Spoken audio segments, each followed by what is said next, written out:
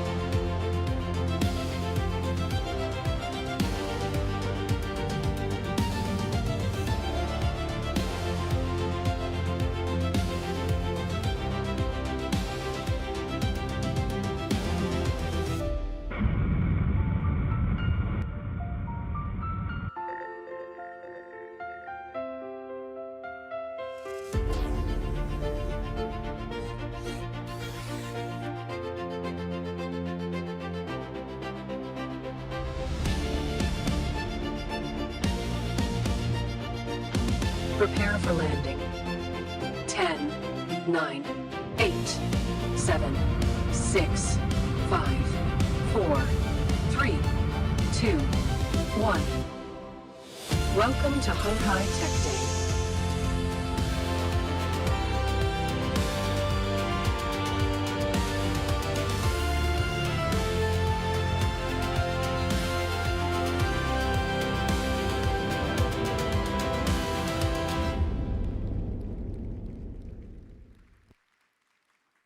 morning, everyone.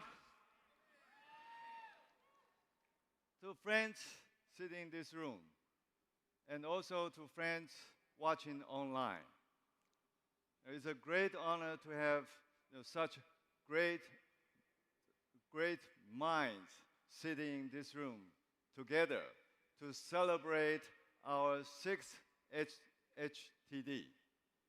And first of all, I would like to introduce to you, our very, very special VIP, our founder, Terry.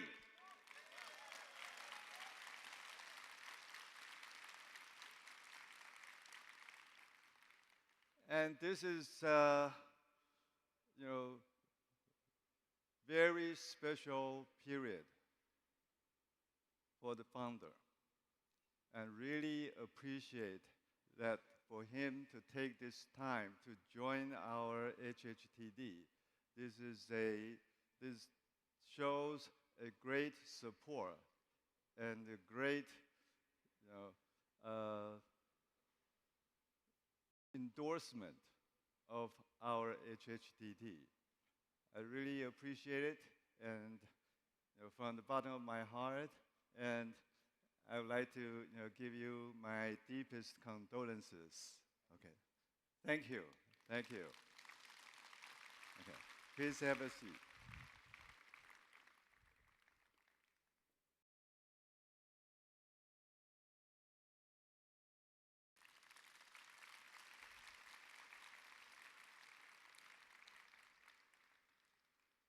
This is very special. And I think without our founder, Foxconn Group would not be like this. So once again, I appreciate for his hard work in the last 50 more years to build the Foxconn like this. Okay. But to start, I would like to bring you back a little bit to where we started in the past.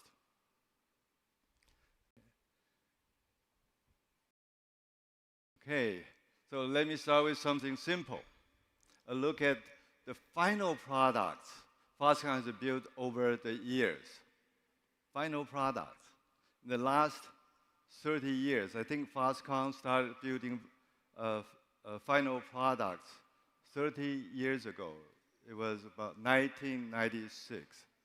We built more than 1,000 final products in the last 30 years. Smartphones, servers, monitors, networking gears, EVs, consumer electronics. The list goes on and on. Every time people see this, the reaction is always the same. Wow, so many of them. That reaction is great. But many people still think Foxconn is only a system assembler. Today, I want to show you why that picture is incomplete, why vertical integration is actually Foxconn's hidden strength. Our competitive edge is built on technology, manufacturing, and process engineering. These are the capabilities we use to build the future, component by component, material by material. We have a lot of product lines. Let me use only 3 of them for today: smartphones, AI servers, and EVs, to show you how deep our capability goes. Let's start with the device you probably have in your pocket, a smartphone. A smartphone is a miracle of precision. Inside are metal and glass housing, measured in microns. Camera modules as complex as miniature optical labs. And the precision of the camera module will have to be within 10 micron. 10 micron. And the PCBs, antennas, thermal parts, power modules, and sensors. And so besides the system, all of these components are also made by Foxconn. You're probably not aware of this. Yeah. Actually, what's inside of the cell phone, almost 60% of the components are made by Foxconn. So we're not just a system assembler. We make components. We can, not only we make components, we also delivered over 1 million phones in one day. 1 million phones a day. Can you believe that? That's the scale that we can do. That requires a lot of manufacturing engineering besides precision processing engineering. To make all this at massive scale, we rely on precision machining. All these precision machining measures in microns. Of course, comparing to TSMC, they're in nanometers. We're in microns. But imagine this is visible. You can see the metal by your eyes. But with semiconductors, you can't see it. Okay. So in micron, that tells you how precise that metal work has to be. And also the optical alignment. As I mentioned, for cameras, the alignment will have to be done so accurately in 10 micron. The accuracy of the camera module in 10 micron. And also, in order to do all these phones, we have to do also the PCBs, as SMT processes. And talking about SMT processes, we have more than 1,500 precision SMT lines. More than 1,500 SMT lines. Can you believe that? Is a lot of machines.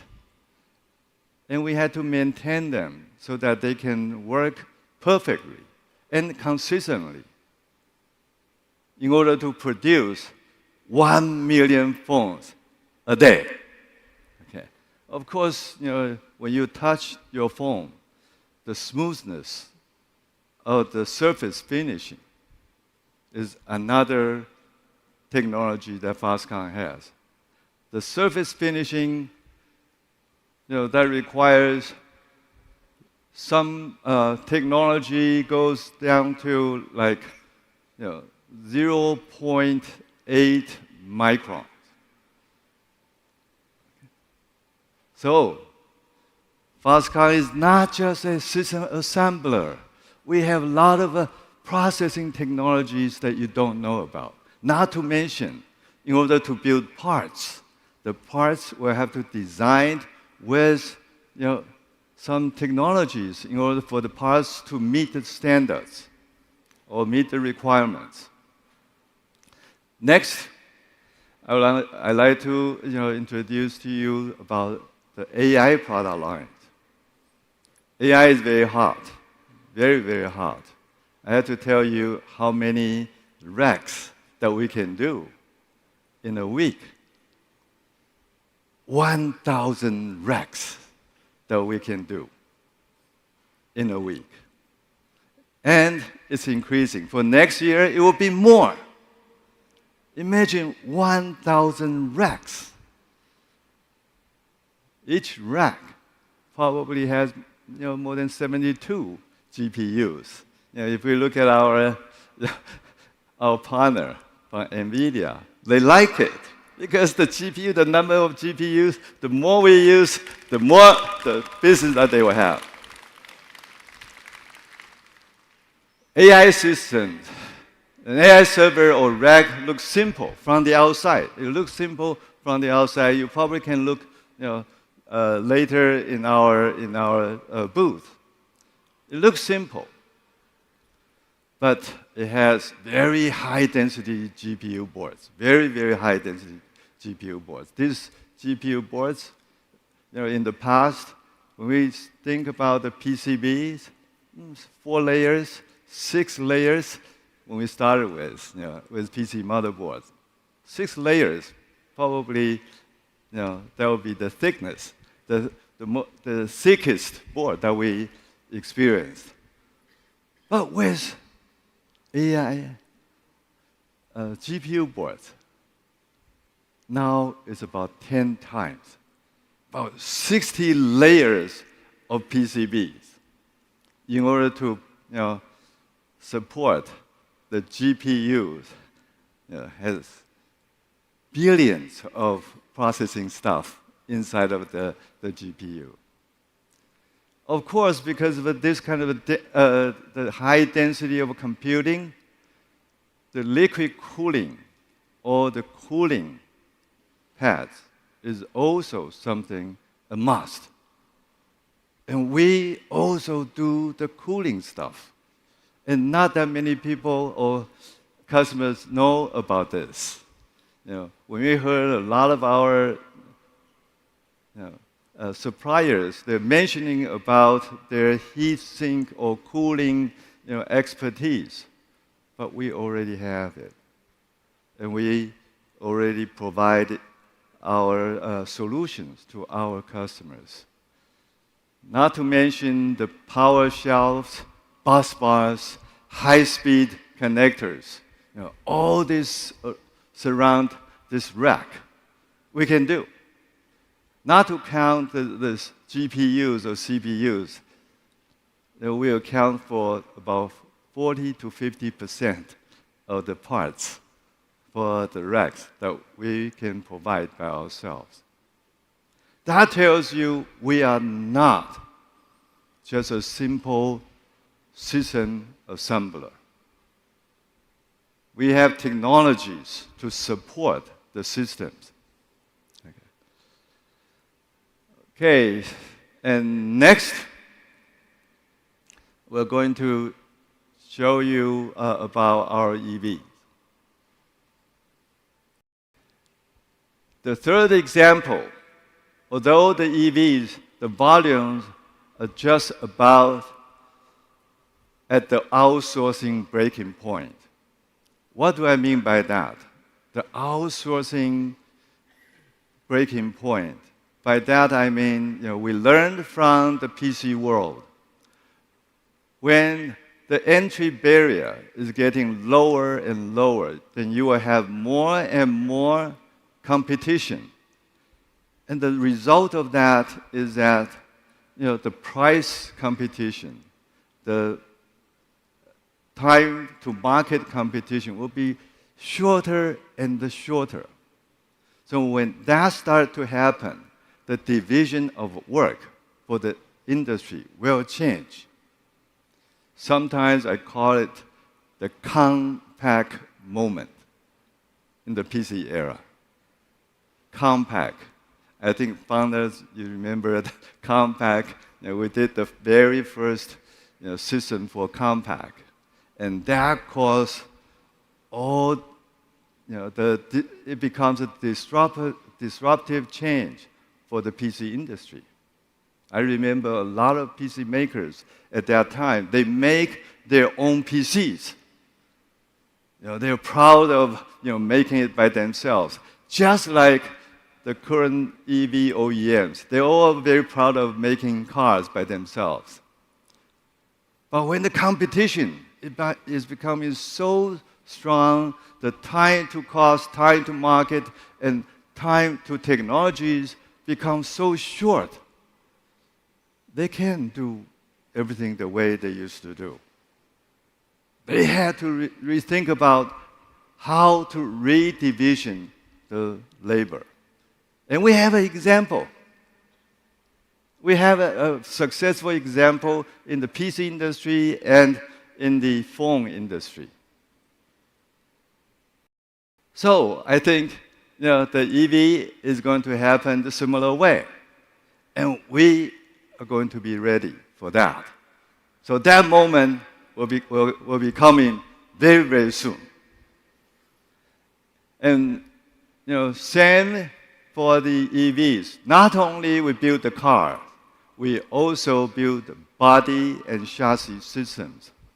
ECUs, power electronics, battery packs, motors, infotainment, and the display modules.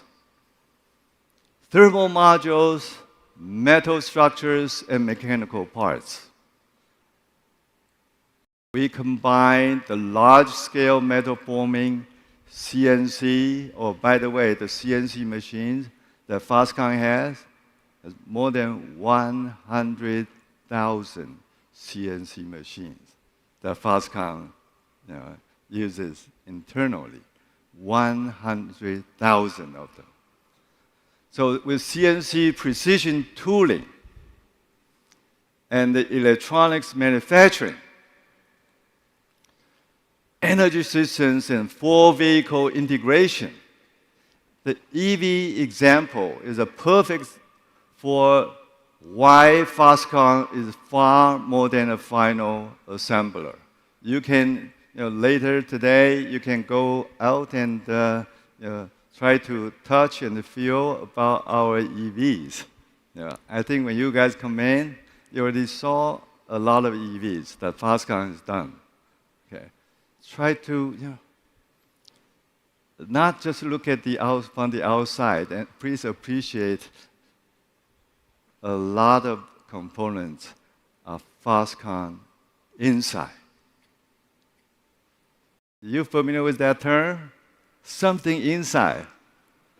Something inside. So in the future, we're going to pronounce Foxconn inside for our systems. Okay.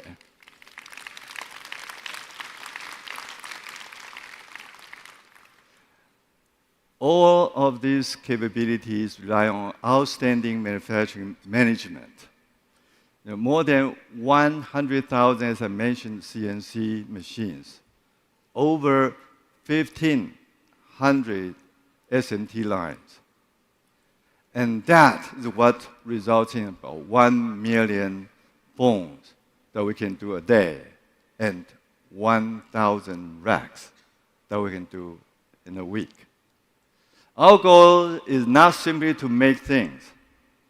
Our goal is to enable industries to move faster, to shorten their time to market and time to cost and time to technologies, especially for the AI data center industry today. We need to speed it up, right? How do we speed it up? The vertical integration capability is so important. I think our customers, our partner also experienced in the past, if you have to work with so many suppliers to resolve a problem, it's going to take you a lot of, not just the complexity, but also the time that you're going to spend in coordinating among all these suppliers. But Foxconn can do it. So with that, it tells you, Foxconn is not just a simple system assembler. We are component manufacturers that enables your system. And with technologies, not just on parts design, but also processing and the manufacturing technologies. And look into the future, besides what we can do today and what we have done in the past. Our鴻海Research Institute is pushing the frontier technologies, which you will also experience it. We have 5 research centers and 1 laboratory. And we're going to demonstrate their work in the advanced technology session in our booth. We're now working on quantum computing. The technology that we focus on is trapped ion technologies. There, we are going to show you the QPU module that we have done so far. We're able to trap more than 20 ions today. 20 ions. Okay. And we're also working on the high voltage process, the silicon carbide semiconductor process. In our lab, we are now able to produce the silicon carbide with the break voltage up to 6,000 volts. 6,000! Wow. That means it can operate at 3,000 volts, far more than you need for the EV and the AI data center. That tells you how capable our technology can become. And also, we'll be showing you the Fox brand. The Fox brand is focusing on the traditional Chinese language, LLM. We're currently also working on some ideologies with Confucius ideologies that we're going to train this brand to have. At the bottom of this technologies, besides answering your questions, they have to tell what's right from wrong, right? So, and that's very, very important. And so far, the LLMs, they tend not be able to tell you what is right, what is not right. And with our research, hopefully in the future, the system is able to tell you from the Confucius ideology's point of view what is right and wrong. So I think that would be amazing, right? So in the future, you don't have to worry too much about your kids, asking questions and they answer it in a way that you are not able to accept. Okay.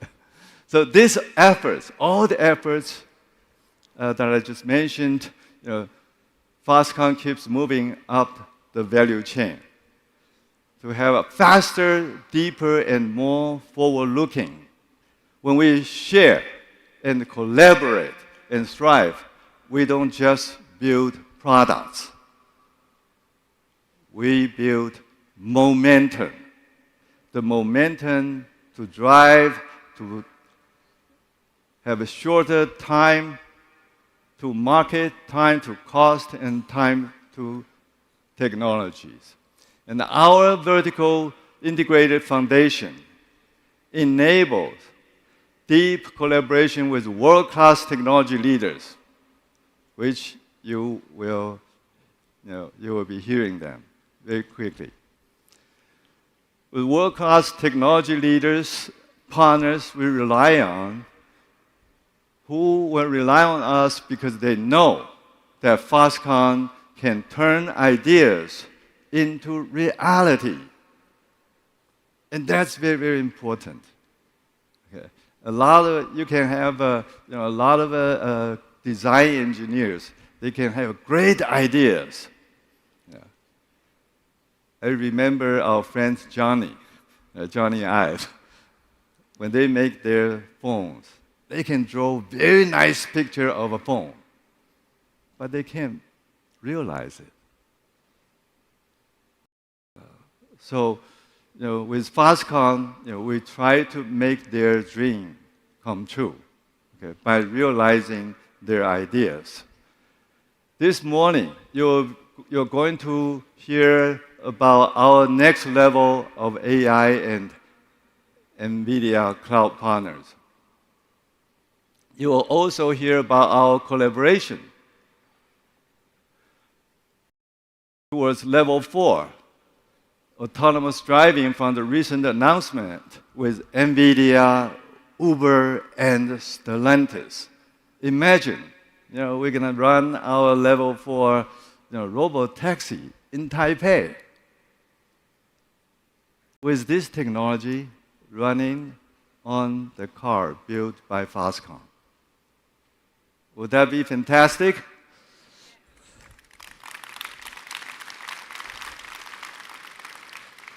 With IBM, we'll look at the quantum technologies, okay, and also the AI together, which can elevate the future AGI. Okay. With NVIDIA and ABB Robotics, we're going to discuss physical AI in industrial manufacturing. And you will be hearing about our work on the AI robotics platform with Alphabet's Intrinsic. Okay.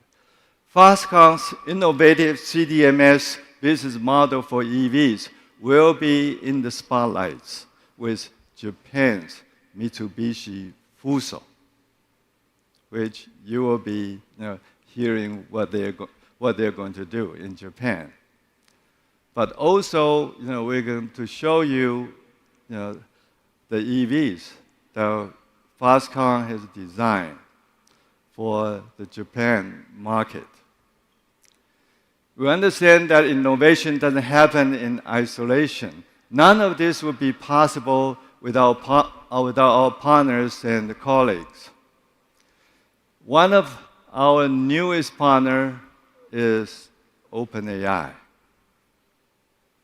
In very short years, it is amazing the achievements OpenAI has made.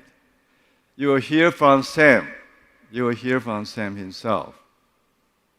But he is not present in person. He has a video recording from him about strengthening the supply chain with a new class of AI hardware together with Foxconn. I can't wait to hear about all the powerful partnerships to kick off our fantastic lineup this morning. Let me welcome my great friend, Alphabet's Chief Product Officer of Other Bets, Hiroshi Lockheimer. Thank you, Young, for that warm welcome. I'm very excited to join you all at Honhai Tech Day. Foxconn is an important partner to Google and Alphabet, and our collaboration has helped bring to life some of the most important technological innovations of the past decade. We're grateful for the close partnership and are proud of the great products we've built together. AI is a once-in-a-lifetime technology. We're still in the early days, but we believe AI will be the most profound shift of our lifetimes. It will spur innovation, opportunity, and growth in industries and economies around the world, fundamentally shaping the future in exciting ways.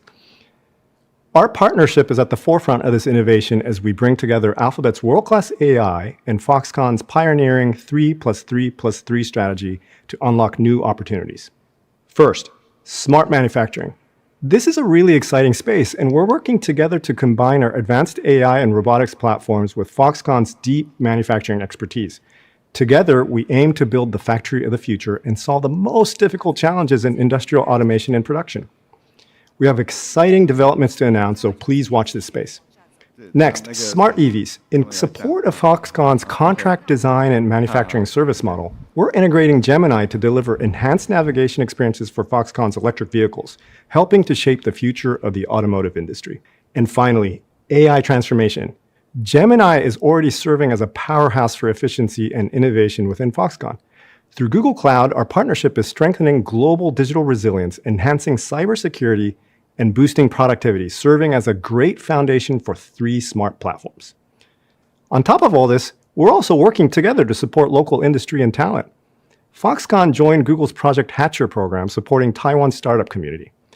Google also participated in Foxconn's summer intern program, offering joint training. The potential of AI is immense, and I'm excited to see what our partnership will build for the future. Congratulations to the Foxconn team on a great Hanhai Tech Day. Back to you, Young.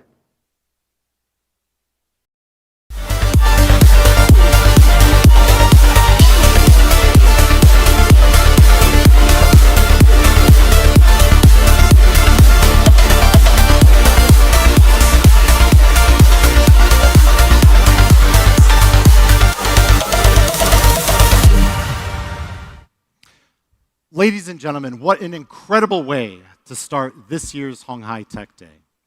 A message from our partner, a special appearance by our founder, and a visionary keynote by our chairman, Young Leo. It would thus only be appropriate for me to introduce our next speaker, the CEO of Vision Bay, my friend, Neo Yao.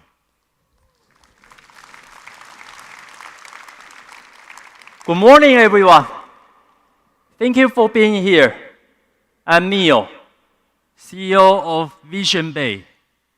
I believe many of you are wondering who we are. We are a unit of Foxconn, but you know us better as a trusted NVIDIA cloud partner. Responsible for massive AI factory being constructed that produces intelligence. In simple terms, we are talking about a huge amount of compute power. It is not only the essential energy driving the next generation of AI innovation, but also an important engine of Foxconn's three major platforms: smart manufacturing, smart EV, and smart city. Do you remember the news from last month? Foxconn just announced a $1.4 billion investment in AI data center. Well, our chairman entrusted me with that big numbers. And suddenly, I found my personal valuation just jumped to $1.4 billion. That is amazing.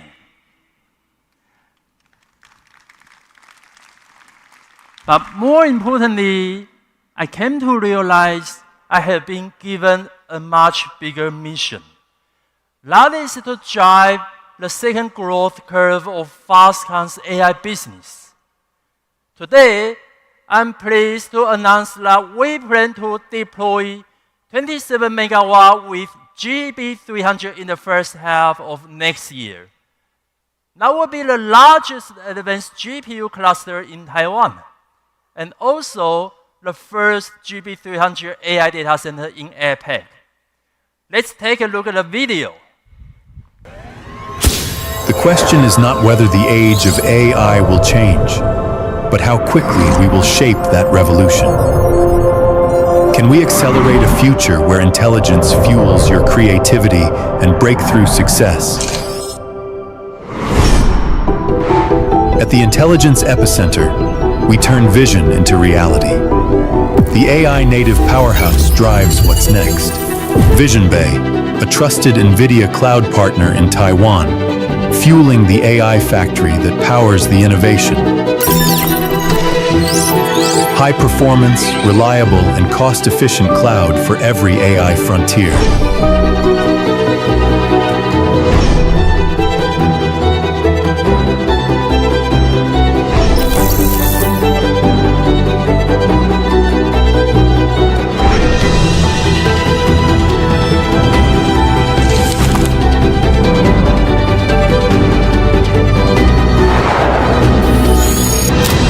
With the rise of AI, we power progress from factories to cities to mobility.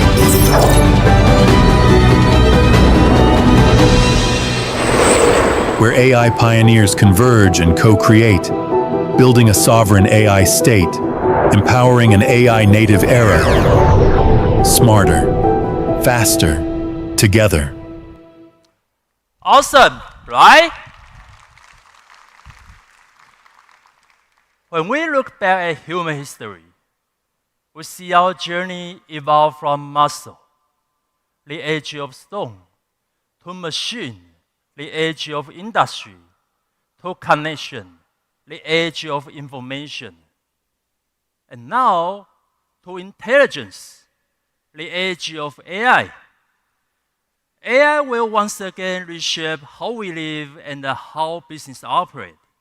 And AI infrastructure will be the fundamental of this momentum.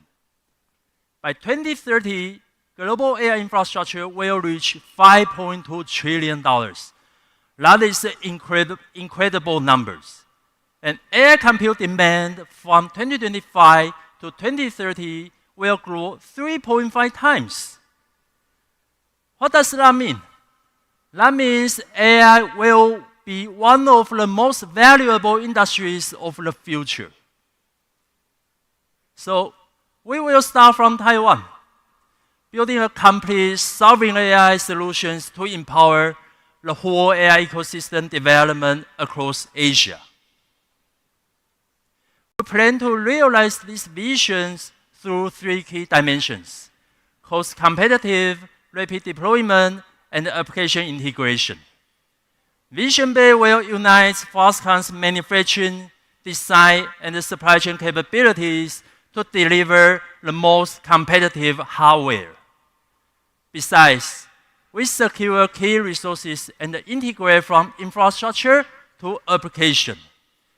So AI data center can deploy faster, and we bridge the compute with real AI adoption, helping our customers, the enterprises, turn ideas into impact. The next wave of technological and economic power is being created by us. This will not only expedite the whole R&D development, but also drive the industry and economic growth. The most important thing is that provides the ecosystem to foster AI talents across the whole industries. We believe that is the foundation of competitiveness, securing nations' technology autonomy and data security. However, as we move into the AI era, Taiwan still faces several challenges that need to be solved. Today, I would like to introduce my good friend Alexis from NVIDIA to share her insight on this issue and the potential solutions. Hi, Alexis. Hi. I'm glad to be with you on the stage today. Actually, I have one question for you. From your perspective, what kind of mindset shift do Taiwanese companies need to get ready for the AI era? First off, thank you, Neo, for having us here. It's a great question. As you know, AI is transforming all industries. Every part of the supply chain needs to think through the impact of AI. As we enter the GPU-driven AI data center area, the barriers to infrastructure construction have risen significantly. In terms of capital investment, building standards, and power requirements. For example, deploying a 10,000 GPU AI data center, like what we're doing together, costs around $1.4 billion US. It consumes 27 megawatts of power and needs floor loading of 1.9 tons per rack. That's for an advanced GB300 NVL72 system for every rack. So in context, 2 tons per rack is more than double the existing conventional data center racks. And 2 tons, for reference, is about the weight of your average SUV. In addition, liquid cooling has become the main stage design architecture for advanced GPU clusters. It means that the difficulty of AI data center deployments for enterprises and public sectors has increased significantly, adding complexity to the operation and maintenance. And as GPU technology development accelerates, building individual facilities may no longer make economic sense. In fact, renting compute resources may offer a far better return on investment, enabling flexibility and enabling companies to scale their compute according to both product and business cycles. So through Foxconn's strategic partnership with NVIDIA and our vertically integrated supply chain, we could deploy advanced AI infrastructure much faster to meet all of our customer needs. Due to a lack of advanced AI infrastructure facilities, Taiwan enterprises in particular are facing efficiency challenges while they're competing with their global peers. And while leading nations are developing sovereign AI and empowering industries through computing power, our Taiwanese companies, they are at risk of falling behind. That's true. So, yes. So it's beyond large corporations. Taiwan has over 1.6 million medium and small-sized enterprises that are struggling right now and striving to upgrade and transform. Our goal is we aim to help these businesses by understanding the workflows that they deploy in their businesses, by integrating AI into their existing processes, a workflow plus AI approach. This will enhance operational efficiency and profitability for the customers. Currently, most AI cloud computing data in Taiwan requires the use of overseas computing resources. This, as we've suggested before, this exposes a potential security risk to Taiwan's enterprises and government. Therefore, we plan to build a secure local computing center in Taiwan together, which is the concept of sovereign AI. This allows Taiwan's domain knowledge and key technology data to remain local and ensure data security. NVIDIA and Foxconn's goal is clear. We want to build a fast and easy-to-use, cost-effective AI solution. In the future, we'll further integrate server manufacturing, facility deployment, and operational capabilities to ensure not only a faster time to market, but optimal compute performance and energy efficiency. Vision Bay will also build an NVIDIA-centric marketplace platform, integrating other strategic partners and Foxconn's AI application so that all industries can easily integrate AI into their workflows.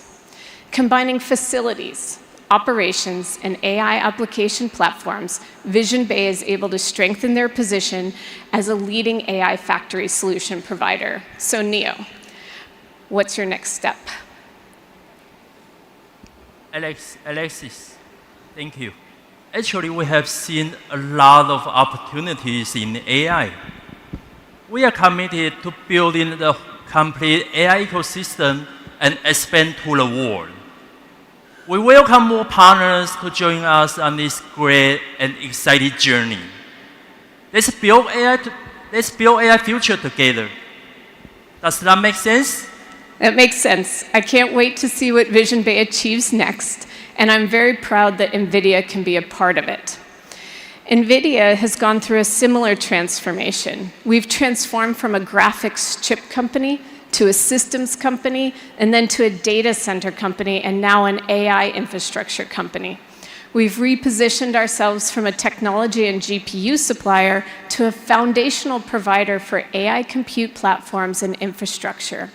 In some sense, it represents a more expansive view of our entire value chain, and we're empowering organizations with AI factories, but also building the foundational infrastructure for AI factories, encompassing GPU clusters, software ecosystems, global data centers, power grids, and investment partners. So it's partners like Foxconn and Vision Bay from鴻海Group that are becoming more critical than ever before as we enable a broader set of partners to join us across the AI infrastructure ecosystem.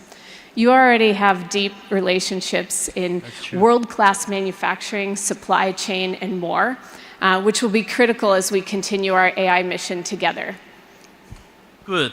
It is an honor to be here with you and share our vision for the future. So let's do it together. Yes. Thank you. Thank you. Thank you all for the listening. Thank you, Neo. Thank you, Neo. It's a really nice job. Ladies and gentlemen, our conversation on artificial intelligence does not stop there. So it is my pleasure, and if you can please welcome with a very warm, roaring applause, Jesse, the head of AI and quantum computing for鴻海Technology Group. Morning, everyone. Our esteemed founder, chairman, and all distinguished guests here. Good morning. My name is Jesse Chow. Great to see you again. I see many similar faces here. My name is Jesse Chow, and I'm the head of AI and quantum computing from the corporate business development. 2 years ago, our chairman and the man, Jensen Huang, were on the same stage in鴻海Tech Day. I still remember it was the first time they started mentioning these magic words, AI factory. Back then, everyone talked about what AI factory really was. It sparked a lot of lively discussions. And today, I'm excited to share how far we've come since then, from the imagination to the real impact it brings. Today, we're inviting one of the oldest and greatest company in the world, which has lasted for more than a century. Foxconn still have 50 years to chase. Ladies and gentlemen, let me introduce our new collaboration, IBM, International Business Machines.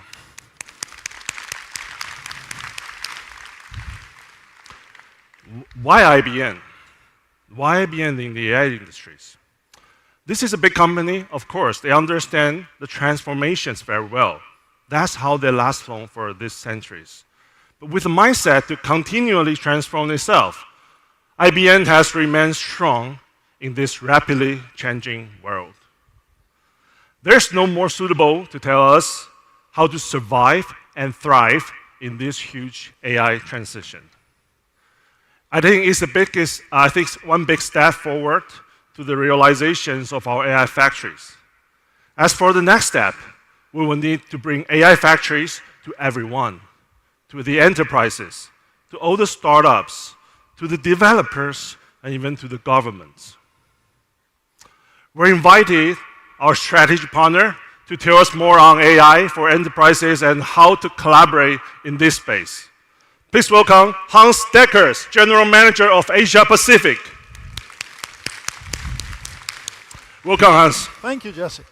Thank you. Thank you. Thank you. Foxconn team, everyone, thanks for having me. It's actually great, Jesse, to be here. Thank you. Hans, welcome. We all know that IBM is at the frontier of the technologies. We have seen it in the past 100 years. Maybe not just by us, it's by many people. Please, could you tell us what IBM is doing today on AI and all these key emerging technologies? So sure thing. I mean, a lot has happened. For over 100 years, IBM and all of our clients have been transforming. We know about the geopolitical headwinds, but all these uncertainties bring a tremendous amount of opportunity. For IBM, it's always and it will always be client first.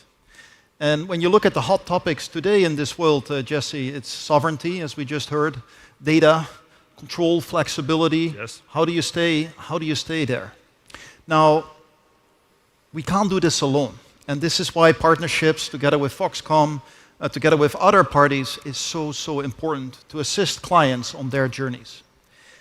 If I pivot a little bit to IBM, IBM is really focused today on 3 emerging technologies. You see them behind me. Artificial intelligence for the enterprise and government, hybrid cloud, and a new emerging technology that is coming, which we call quantum computing.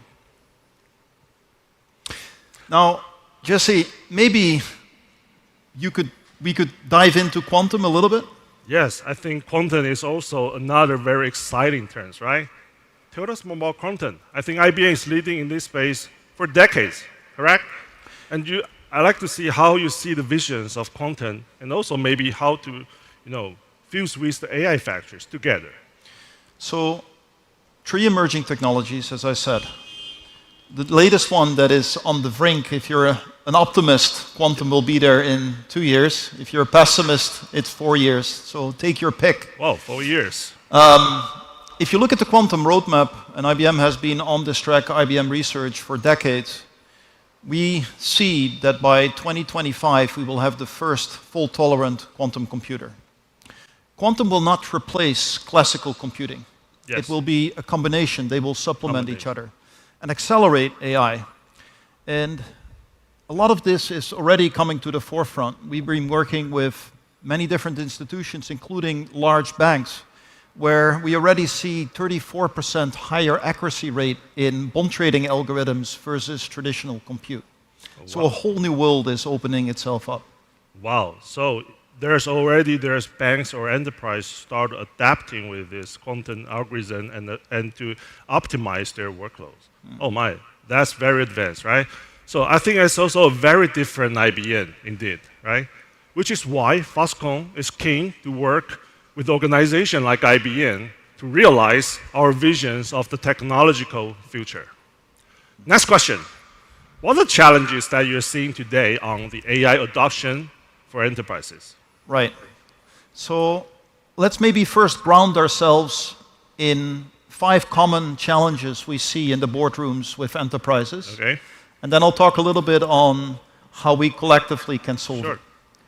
So the first problem or challenge we see everywhere is that every big enterprise has multiple infrastructures to manage, on-premise, off-premise, and they haven't really found a way to properly integrate them.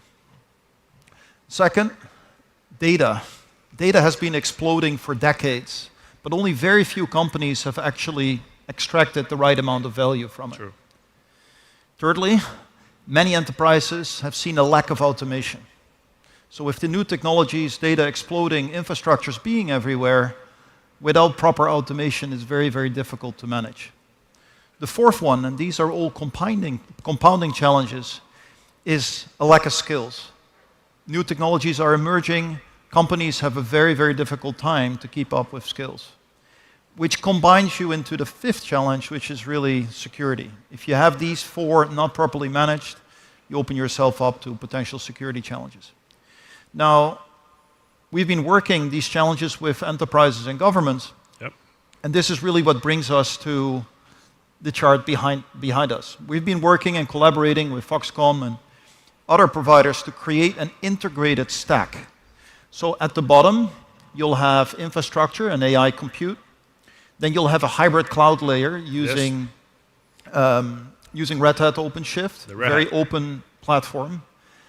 Then really it's a data layer that we've been adding using open source software, where really the data of our clients is the data of our clients.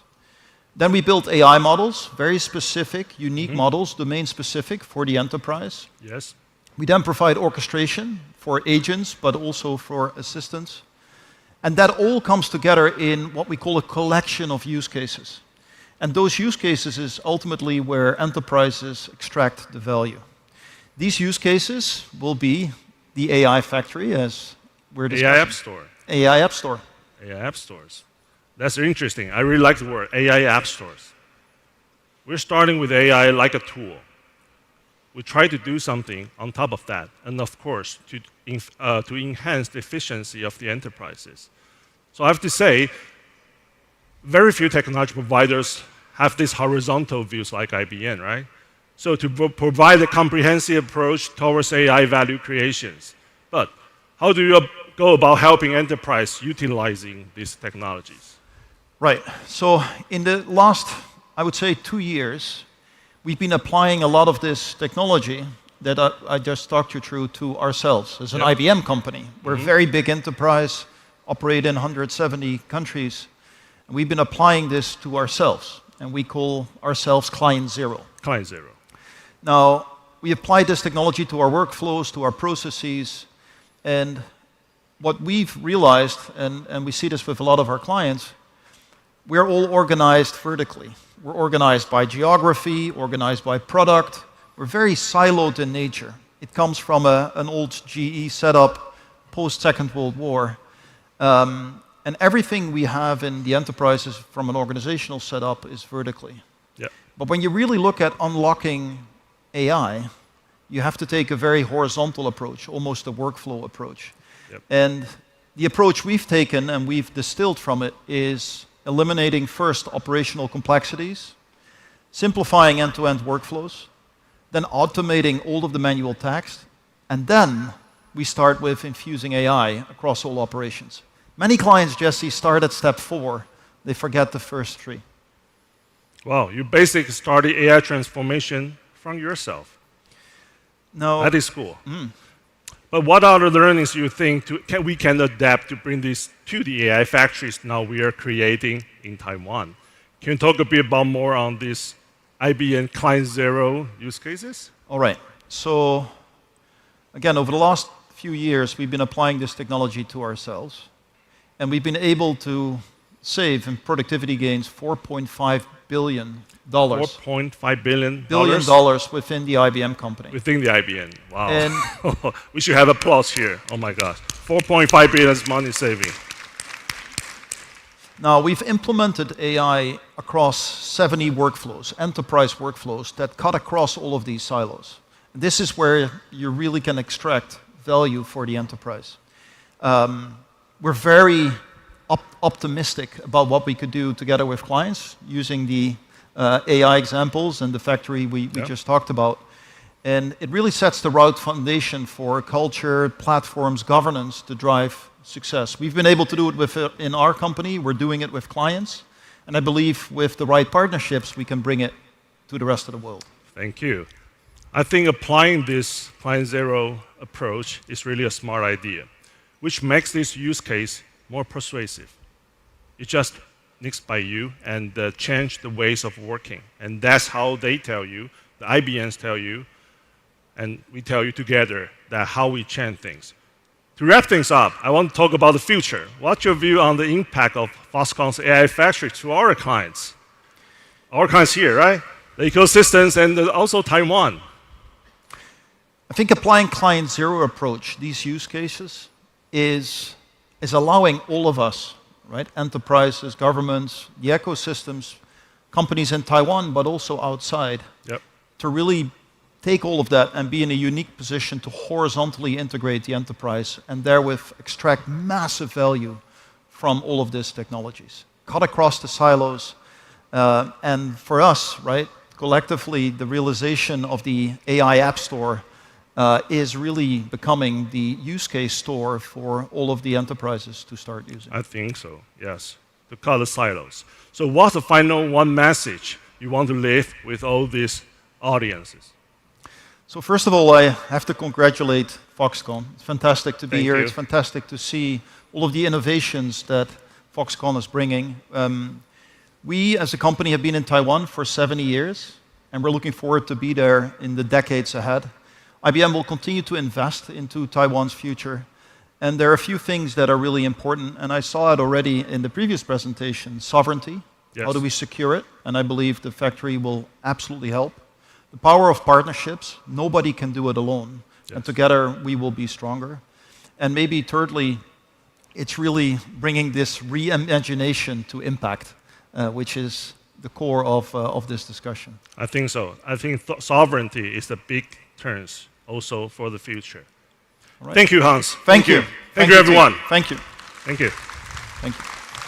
Thank you. Thank you. Let's keep it up for Jesse. Great job. And yes, in case you didn't notice, we do high fives here at Foxconn. And also, I have moved from that position to this position here because I am transferring over from as your MC to now the person who has the pleasure to guide you through 2 talks. Not just 1, but 2. And I also now have to introduce myself. So ladies and gentlemen, my name is Robert Schlager, Head of Corporate Communications for Foxconn in the United States, working closely with our Chief Product Officer, Jerry Xiao, on initiatives across North America. And it is my absolute pleasure to be here with all of you here today to introduce our next segment. As the chairman alluded, this is a very exciting day, but it's also a very exciting moment. Because what will be shared has not been advertised on our鴻海Tech Day website or our鴻海Tech Day mobile app. And at this very moment, in both the United States and Asia Pacific, news is breaking if you have not already seen it. News is breaking if you have not already seen it.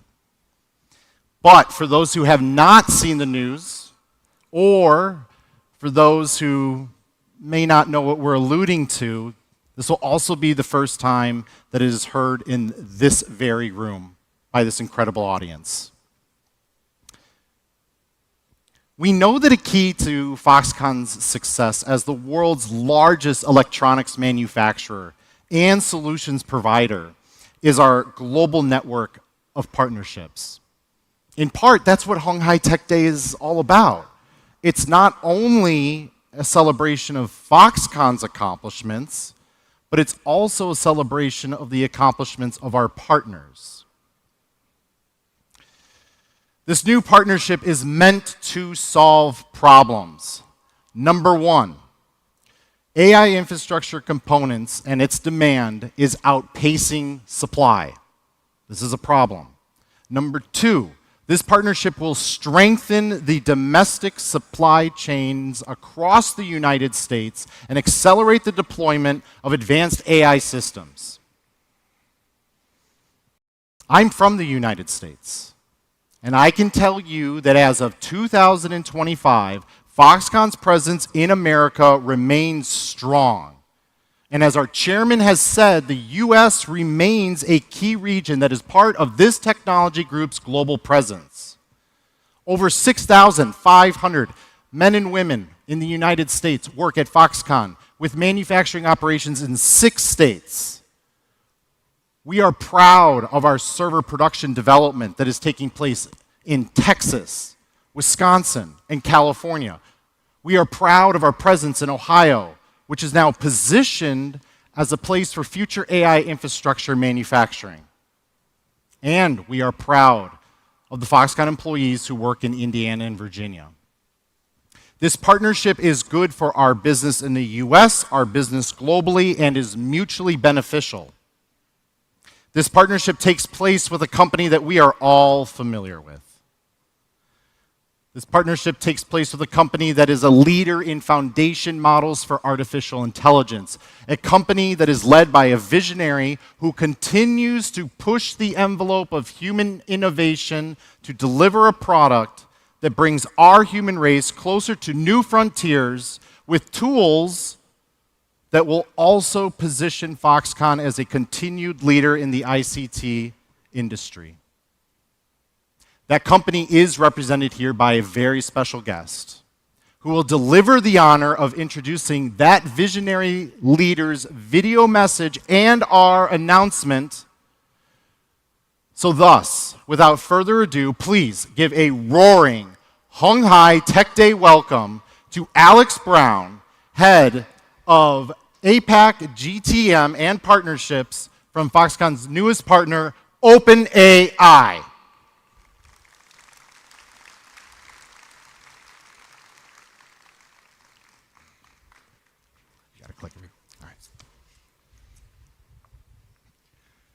Good morning, everyone. I'm Andy Brown. I lead go-to-market and partnerships at OpenAI across Asia Pacific. It's an honor to join you here at鴻海Tech Day.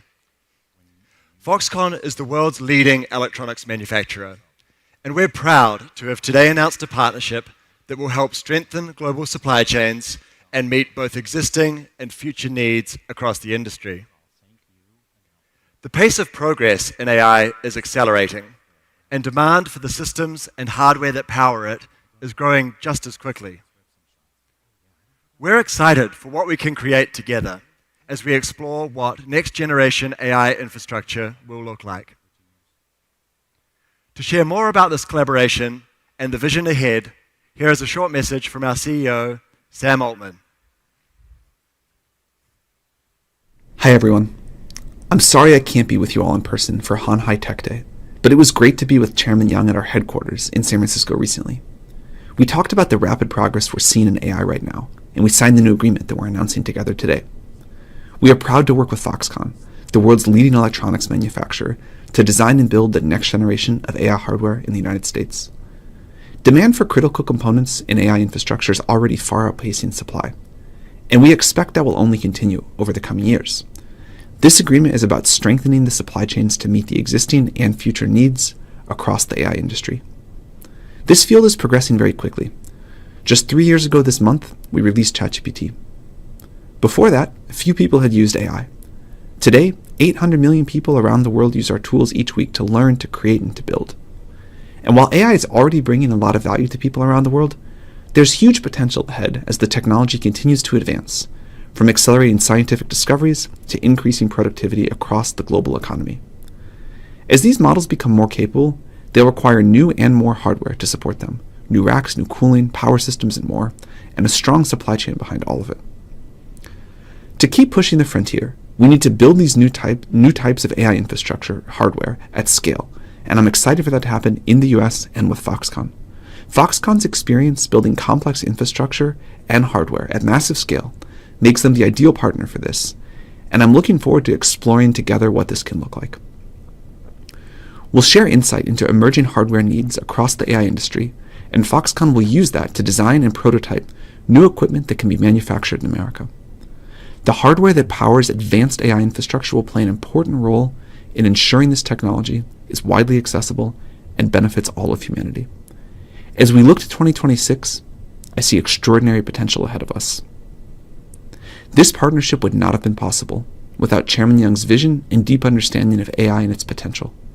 I'm incredibly excited about what this work will help create in the future as we work to bring AI's benefits to people everywhere. Thank you.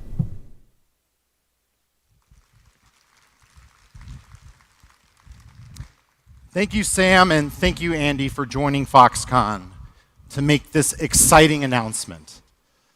Thank you for your collaboration, and thank you for your visionary leadership to the future. Now, before I begin my second session, I am going to need a little bit of audience participation. So I hope we're ready. But by a show of hands, from the thousands of people who are here in this audience today, and don't be shy, how many of us have a 5-star Uber rating? Oh, okay, so Seki, we got one. Jesse, I see a few in the back. All right, that's good. That's really good. I have to admit, as I was coming here this morning, taking an Uber to this convention center, I did check my Uber rating, and it's not a 5-star. I don't even want to tell you what it is. But it is certainly my goal to deliver for you a 5-star talk, and we at Foxconn would not be able to do that if it were for this 5-star audience, our 5-star partners, our stakeholders, and a gentleman who I'm going to introduce very shortly. 3 weeks ago, Foxconn, with global partners Stellantis, NVIDIA, and Uber, announced an MOU that will steer us closer to a future of autonomous mobility. Or put another way, a world whereby all of us can access reliable and safe robotaxis, a self-driving rideshare. We are familiar with who these players are and what they bring to a partnership. Stellantis, with global vehicle manufacturing know-how. NVIDIA, and their autonomous vehicle development platform and software purpose-built for L4 autonomy. And then there is, of course, Uber, with their operational experience managing massive ride-hailing networks, accounting for billions of trips worldwide. Such scale is incredible and a crucial element to this partnership. Ladies and gentlemen, autonomous mobility remains a strategic priority within Foxconn's electric vehicle program. More so, autonomous mobility is a core to our pursuit to provide and contribute to the future of smart cities. But what is Foxconn's role in this initiative? The answer is consistent with something that we have heard throughout this entire morning. Wherever you look, no matter what stone you turn over, when it comes to artificial intelligence,鴻海Technology Group is a force And鴻海Technology Group has a seat at the table doing its part to manufacture AI infrastructure that enables industry to accelerate innovation. In the case of robotaxi, the AI that makes the product autonomous is enabled by Foxconn's AI infrastructure hardware. This collaboration demonstrates that Foxconn is your turnkey solution and system integration partner. Foxconn can enable OEMs to bring robotaxi products to market with faster time to market while optimizing time to cost by the nature of the role we play in supplying the world with AI infrastructure. AI infrastructure is not always something that we can touch. AI infrastructure is not always something we can see. But when AI infrastructure works and it supports an ecosystem of partnerships that renders a product or a solution that does work, that's when all of you can trust that existing and new customers will continue to ask Foxconn to be their trusted partner.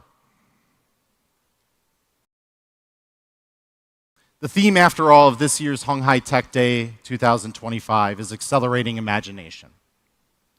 So in closing, let's imagine that someday a safe and reliable robotaxi will become your mode of transportation as you move from your home to wherever your life's journey takes you on that particular day. And speaking of journeys, our journey continues because it is now my esteemed pleasure to introduce our very special guest and partner, Anke, head of Uber's international business and AI solutions, to talk about Uber's contribution to accelerating imagination.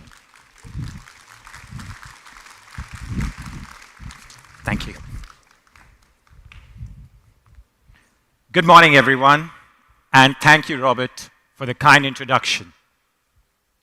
It's a pleasure to be here in Taipei, Nangang, one of the world's greatest centers of technology, innovation, and design, and of course, food. And it's also a pleasure to be visiting as a partner of Foxconn, one of the world's greatest companies. Like many of you, I feel I have grown up using products built by Foxconn, devices that have powered nearly every modern digital experience. The scale and energy of this conference reflects this legacy. This year, Tech Day comes at a very special and exciting time. As Robert mentioned, just last month, Uber, NVIDIA, Foxconn, and Stellantis came together to announce a partnership that will help write the next chapter in the world's autonomous future.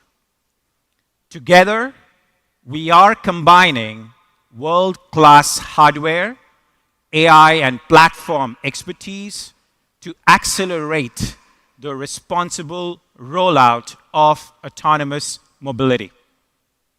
It's early days, but the potential is extraordinary. Fleets built with Foxconn's manufacturing excellence, powered by NVIDIA's AI platforms, and connected through Uber's global network. It's a collaboration that brings the future closer, grounded truly in safety and trust.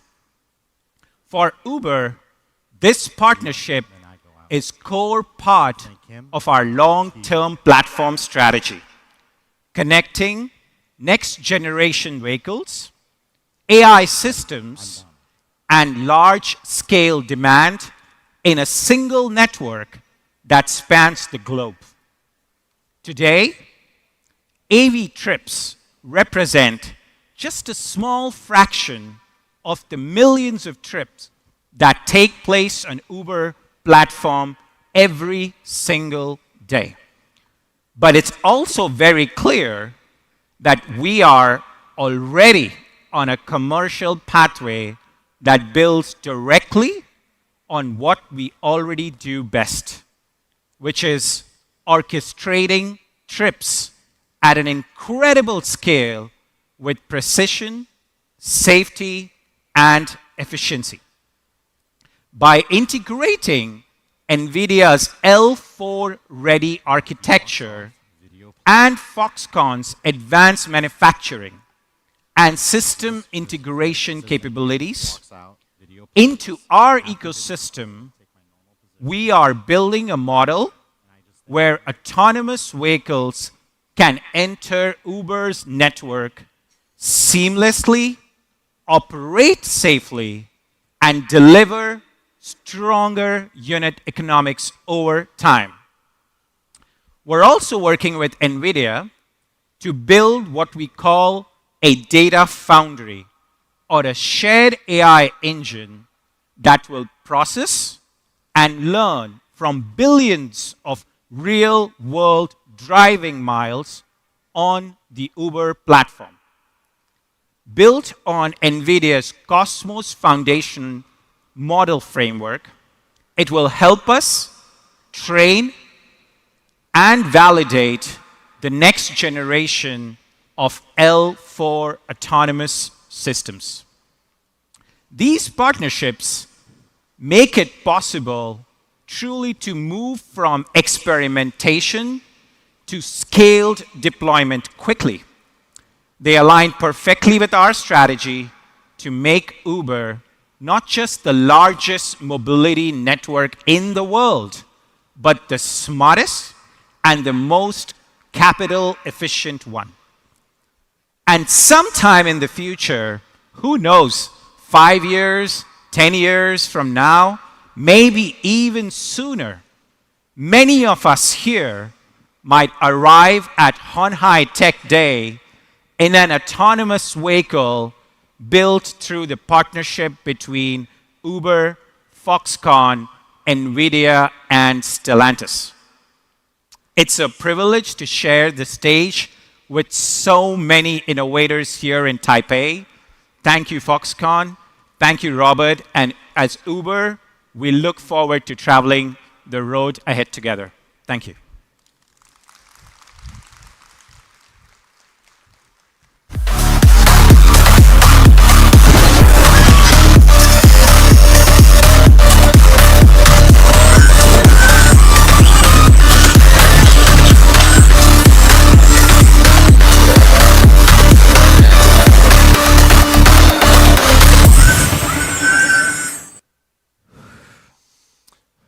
Thank you, Uber. And for our next session, I would now like to introduce Dr. Xie, our Chief Digital Officer from Honghai Technology Group. A round of applause, please. Good morning, founder, chairman, and our guests. I'm Shi Zhe, head of the Smart Manufacturing Platform. Before I start, I want to ask a question. Are you excited about all the computational powers and AI capabilities Honghai and the partner is providing today? Are you? For myself, thanks. For myself, I'm very excited to use that to change our factories. Smart Manufacturing Platform is one of the intelligent platforms of our Honghai Group. The core of the platform is a super brand powered by our AI factories. The engine of the AI-ready platform that powers 3 cutting-edge capabilities, which is manufacturing AI, agentic AI, and the physical AI. Together, this enables the deep integration of generative AI across Foxconn's factories. Now you see, we are building intelligent solutions based on the smart manufacturing platform for our factories. For example, here you see, we have 8 different applications. This includes generative AI for advanced scheduling, flexible manufacturing system, factory GPT, and autonomous operation AI for intelligent decision making. Together, they improve our manufacturing capability and maximizing efficiency. But today, before we talk about platform, more importantly, I want to talk about physical AI. I think we are entering an era of physical AI, which is embodied intelligence. This means that AI empowers robots, machines, automation equipment, has the ability to sense, to understand, and to act by themselves.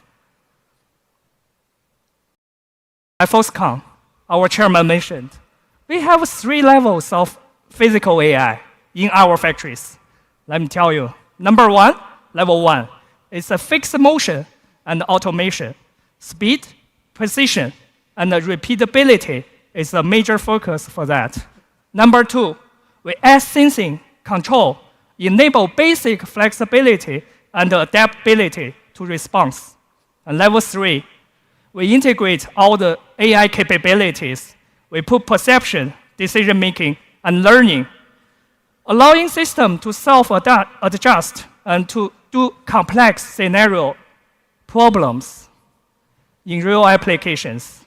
In level 1, you see here, the AI-powered path planning has significantly enhanced our robots and the machines to do more stable work. Now we develop it to EDM and the metal processing. And in level 2, since understanding AI increase flexibility and efficiency in cable assembly and precision assembly in our factory. Level 3, most excited scenario. Multimodal AI enables humanoids and collaborative robots to autonomously execute complex scenarios or applications, including intelligent warehousing and beyond. Right now, we see the capabilities of physical AI, so we are expanding our physical AI capabilities to our most advanced factories, lighthouse factories around the world, more than 100 lighthouse factories. But you see here, apparently, robots' capabilities is continue to advance. The range of applications is expanding. To achieve the optimal performance, not only we need robots, not only we need scenarios, we all need training and simulation. This is heavily rely on the computational power. So today, I'm really happy to invite our guests from NVIDIA to the stage to share their solutions and visions for physical AI. Let's welcome Spencer Huang from NVIDIA. Thank you, Spencer. Hey, thanks. Good morning. Thank you for Please having me. share more about your stories. Sure. Thanks. Thank you so much. Good morning, everyone. Welcome to Honhai Tech Day 2025. I'm super excited to be here to talk to you about the types of problems that we see in robotics that we're hoping to solve together with partners like Foxconn. We're looking at a great set of challenges that lie ahead of us for the next stage of robotics. And so one of the things that I just want to take a step back on is what exactly are we looking at in terms of where we started and where we want to go? So we know that physical AI is the next wave. We've seen the advent of LLM and ChatGPT. We know all of the benefits and all of the great technologies and the great solutions that it's offering us. And now we're starting to learn how can we apply this intelligence to the physical systems that are going to help us build and interact with the world around us in the future. And we also know that this is going to be a large industry. Robots are going to be everywhere. They're going to be in industry, they'll be in hospitals, they'll be in our houses, they're going to be on and off world. Robots are effectively the future of humanity in the way that we're going to be interacting with our world and the way that we can go and turn the world and all of the future solutions into things that are new industries that don't exist today. And the reason is because anything that we could automate up until today has largely been limited by the way that we can describe the processes to the robots themselves. Whether it's conventional robot programming, waypoint programming, where you want to show a robot by taking it from point A to point B and having it remember, it's only gotten us so far. But where we are today is extremely impressive, but there's still much more to go. And so in the next set of autonomous robotic solutions, we need to start thinking of how can we apply autonomy at every stage. We often talk about Project Groot at NVIDIA, if you're familiar with our humanoid project. This is an endeavor, a long-term vision of how can we start solving for autonomy for the humanoid embodiment. But along the way, NVIDIA believes that we can take all of these valuable technologies and bring them back into industry today so that way we can apply them to the problems that we see today where they still have no solutions. And so we look at this in physical robotics, or in physical AI for robotics, as our three-computer solution.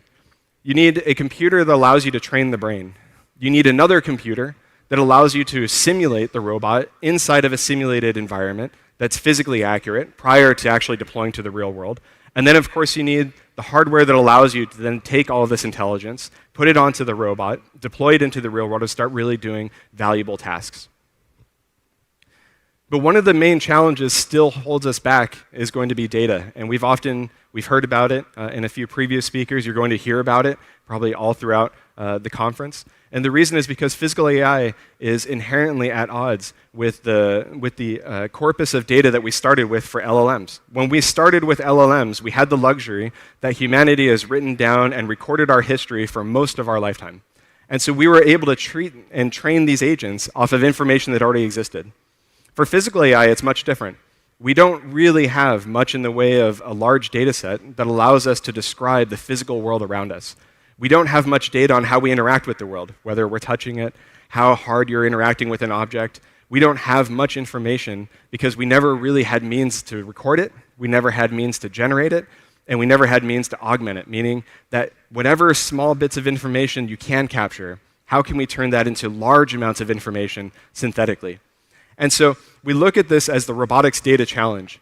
When you think of ChatGPT 1.0, pre-training was essentially taking all of humanity's knowledge and baking it up into one initial, the very, very first baseline for what we consider large language model intelligence. But for physical robots, we're still not quite there. When we think of physical AI, we think of what are the types of atomic skills that we're going to require in order for us to have useful robots doing useful tasks in complex environments. And unfortunately, we still don't have that today. And so we're fighting on two fronts. One, we need to be able to capture data that allows us to build up a baseline that gives us general autonomous intelligence.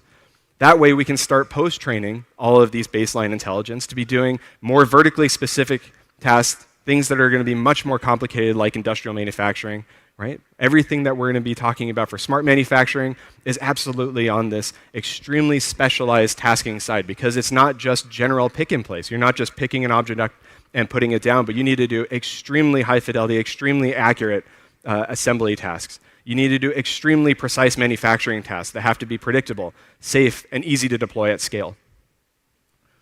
And so what we build at NVIDIA is a platform called NVIDIA Isaac, and we've broken it up into essentially three core parts. The first is that we believe that you need to have these open robot foundation models.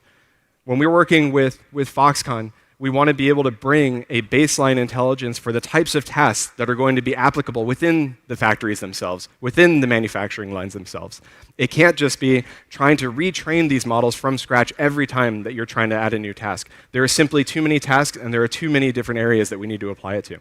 So first, we need to have a baseline intelligence. But how do we get there?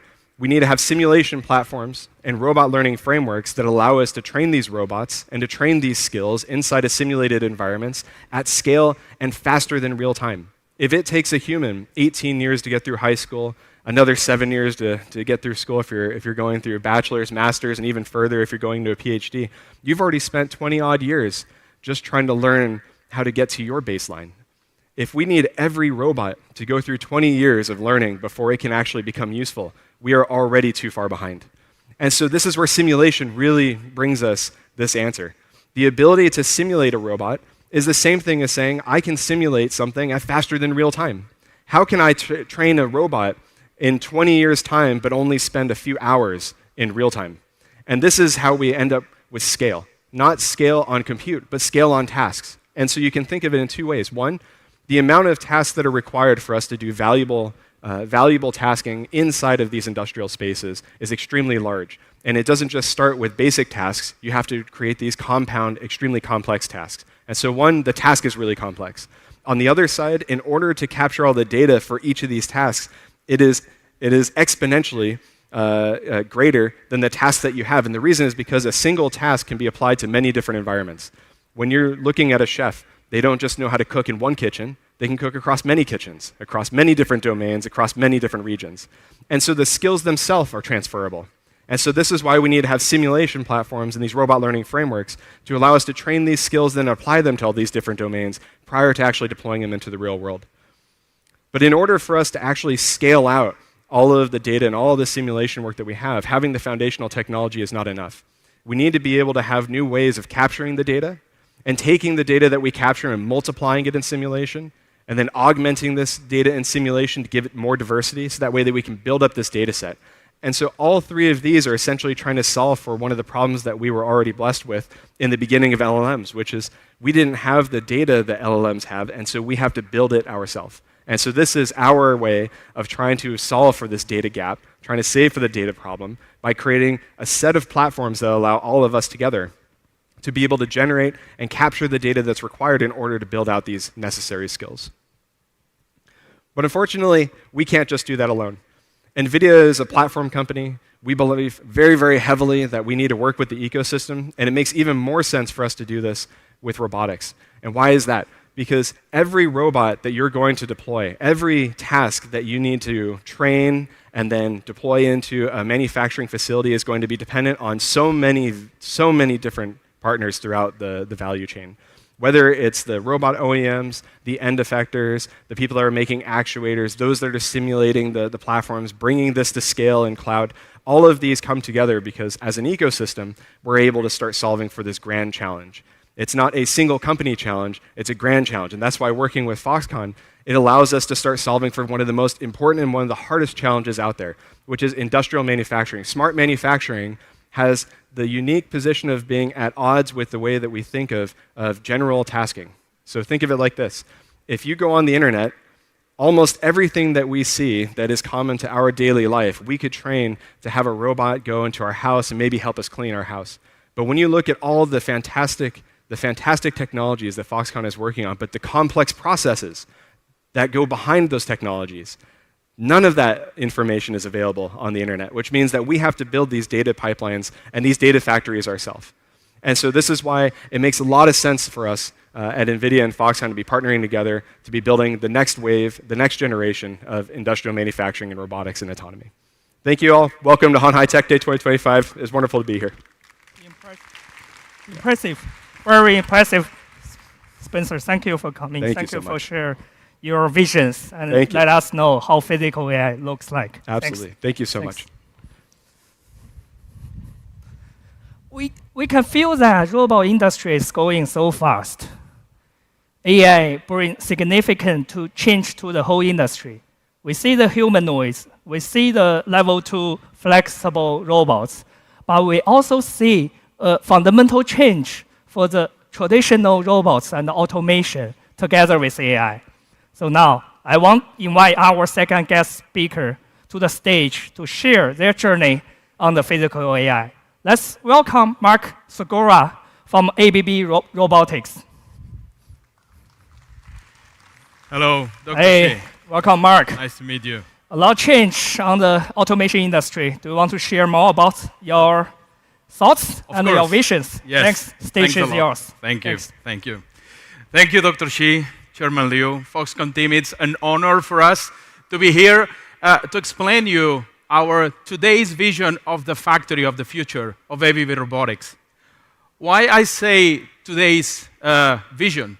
Because we've been 50 years around, so we've been building many factories of the future over the decades. In fact, in 1974, a group of pioneers, Swedish engineers, were made aware that Intel had produced the first CPU, and they thought this can be the way I can realize what today is understood as a modern robot, electrically driven by electrical motors, microprocessors control robots.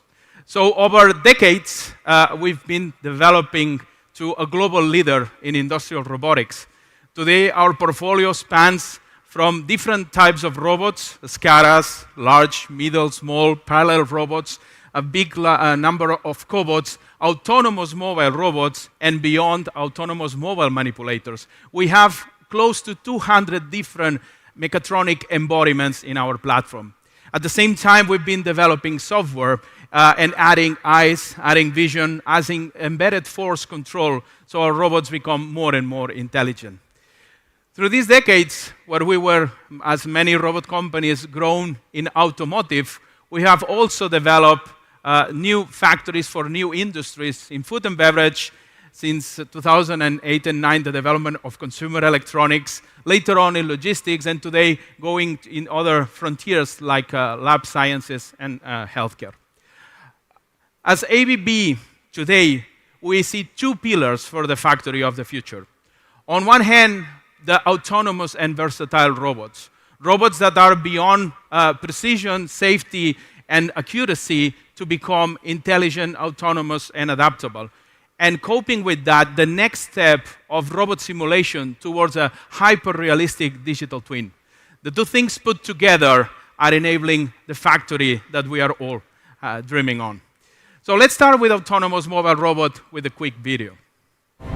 At ABB, we're creating the future of AI-powered robotics today. Advancing mobility, deepening understanding, and enhancing capability. Combining the latest in hardware with the smartest in AI-powered software. From accelerating scientific discoveries to building faster and more affordable homes and keeping business moving. Our robots don't just see, they recognize objects and can pick, hold, sort, and move them with precision. Our robots don't just act on programming, they understand the world around them in 3 dimensions. They build their own maps to navigate in real time. And they learn from what you tell them or show them, with the versatility to switch between a range of tasks in real time and the autonomy to get the job done without intervention.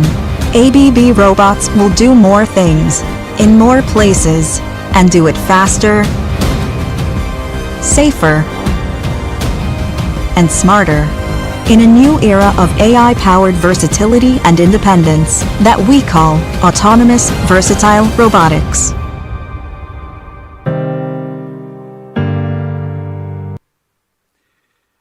Autonomous versatile robots. Why did we choose this name? Because autonomy and versatility are not the same thing. And as people think now about the full-fledged robot that can do anything, in industry, return of investment matters. So we wanted to break down the concepts and making sure that we have individual products that you can put together to achieve the full autonomy and versatility. Autonomy is the capability of a robot to perform a task without human intervention in a changing environment. Robotics was about the structured environments. Autonomy is about unstructured and changing environments. While versatility is the ability of a robot to change from one task to another task without human intervention. When you put those things together, and of course including mobility, that's the vision we have for modern and futuristic robotics. That future is already here. We are commercializing and deploying many of these ABR products in the world. The first I want to mention is a non-AI product, as much as this is not cool these days, but it's a very important level of autonomy and dexterity.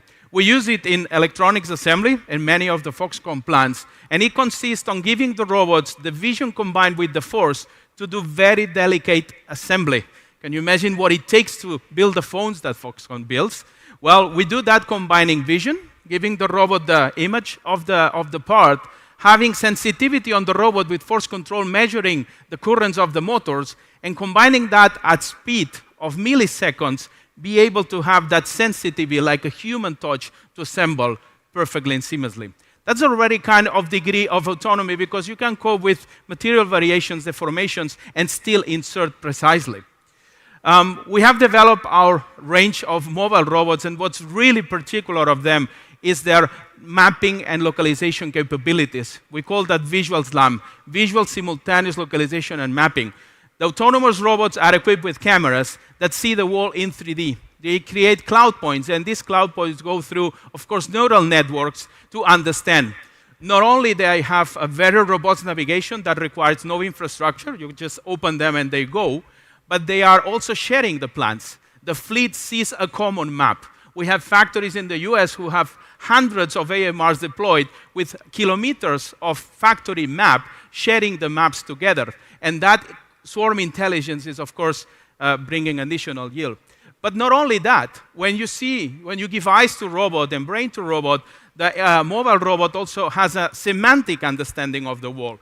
And that has very obvious applications. When a mobile robot, be without an arm or with an arm, has to navigate amongst us, if they would recognize that a person is a person or a box is a box and can put semantic attributes, it can take intelligent decisions. Simple ones like collision avoidance. If I need to avoid an obstacle, I'm most probably going to go to the non-animated object like a box versus going to a person, and so on and so forth. Visual SLAM is not only about localization and mapping. The visual navigation is enabling all these AI features. Another example of vision is what we launched is iMotion platform. Robots need to have eyes. Vision is a default capability of robots, but we know what we dream of and we know what reality was. Integrating vision in robots was still today tedious task of calibration, program coding, and so on. This has to stop if we want to go fully autonomous. With the OmniCore iMotion, we have integrated in our RobotWare and Robot Studio platforms two things that need to go hand in hand. Seeing the part, vision, plus creating a collision-free path planning. That's very important because just seeing the object out of the clutter is not enough. You need to have automatically the robot creating a path to get there. And that's what OmniCore iMotion does. You've got robots moving, you've got robots seeing and creating autonomous, avoiding collisions. And of course, with the advent of generative AI, suddenly everything explodes. All this that is amazing just can be maximized. The first thing we are using, and you might have seen on the media, is to enable large language models to be used to talk to the robots. By talking to the robots, we lower the barriers of skills that are need to train and deploy robots because the language will be turned into programming code. And this is already something that is possible and that we are going to launch next year. All these things, of course, end up into the foundation models. We're using LLMs. The next step is to use VLMs, visual language models. We're also doing that in partnership with Landing AI, a startup from Silicon Valley, where we are taking all the images from internet, going through visual language models, so then the robots can automatically see and detect the objects. And then with iMotion, you create an automatic path towards that. That is the first pillar of the factory of the future. And as you see, you will tailor the needs of autonomy and versatility to your application. So you don't need to have what you don't need. And if you need to have it all, you're also going to have it. The other pillar of the next step of the factory of the future is evolving what has been a fantastic robot simulation tool, our tool Robot Studio, to become even more value creative. And how we do that? By adding hyperrealism and physics into the robotic simulation. Robot Studio simulation can simulate with high accuracy of motion and precision robot motion. So basically, we are closing the gap from sim to real. There's a lot of talk about these days about the gap between simulation and reality. And if that gap is not narrow enough, then there's big, big value lost in between. What we want to do is to enhance, working with some great partners, stay tuned for Q1, that Robot Studio incorporates properties of the physical properties of the material, so the product itself. If you're going to weld, if you're going to debore, if you're going to polish, we're going to have those physical properties so you can design offline and even prototype inline, which will shorten the cycle times. With this hyperrealism, we will improve the simulations. We will be simulating light, shadows. We will have synthetic data from virtual cameras. And with this, we shorten the time for designing. We enable more co-engineering, and also we reduce the deployment time. We then also are enabled to train visual language action models, foundation models, and because with Robot Studio we have this fidelity, high fidelity of motion, then you get what you have simulated in the real. If you put the autonomous versatile robots and the hyper-realism together, then you get what is the vision of the factory of the future. If you put together the robot simulation, hyper-realistic one, you shorten the design cycle times, you improve the quality of the simulation, so you can even avoid physical prototypes, so you cut cost, you cut time, you improve quality. But also, when you deploy that versatility of the robot that can cope with edge cases that you have trained in the AI of the simulation will allow the robot also to maximize yield. You don't have to worry anymore about material variations. You don't have to worry about incoming parts. You will be able to detect variances and work around them autonomously. When you digitalize all that also, and you've got this architecture of mobile robots with processed robots, you can think about a very flexible factory. A factory that can scale up and down, where you can route the products to the different process stations to produce different products in a very short time. Scalability in capacity, and at the same time, diversity of products. All digitalized with a digital twin and autonomous versatile robots, closing the gap from simulation to reality. This is our vision for the factory of the future, and we will be honored to work with all of you in making that happen. We've got some demos there and much more to come, but for now, thank you very much. Thanks, Mark. Wonderful talk. Appreciate it. Thanks. Thanks. I think Mark showed us the potentials of all the physical AIs. Very impressive work. I really look forward to work with his team to change the industry. Now you see what we've done. I'm very confident. You see, we built a triangle, very stable. Right? We built a triangle for a physical AI. Here, you see, we have a closed-loop physical AI SWAT. Foxconn, NVIDIA, and the ABB. Together, we are shaping a smarter, more connected, and data-driven future for global manufacturing. Last year, here at HHTD, we shared our collaboration with Alphabet Intrinsic, Siemens, and the Project Genesis with BCG. Today, they are all here.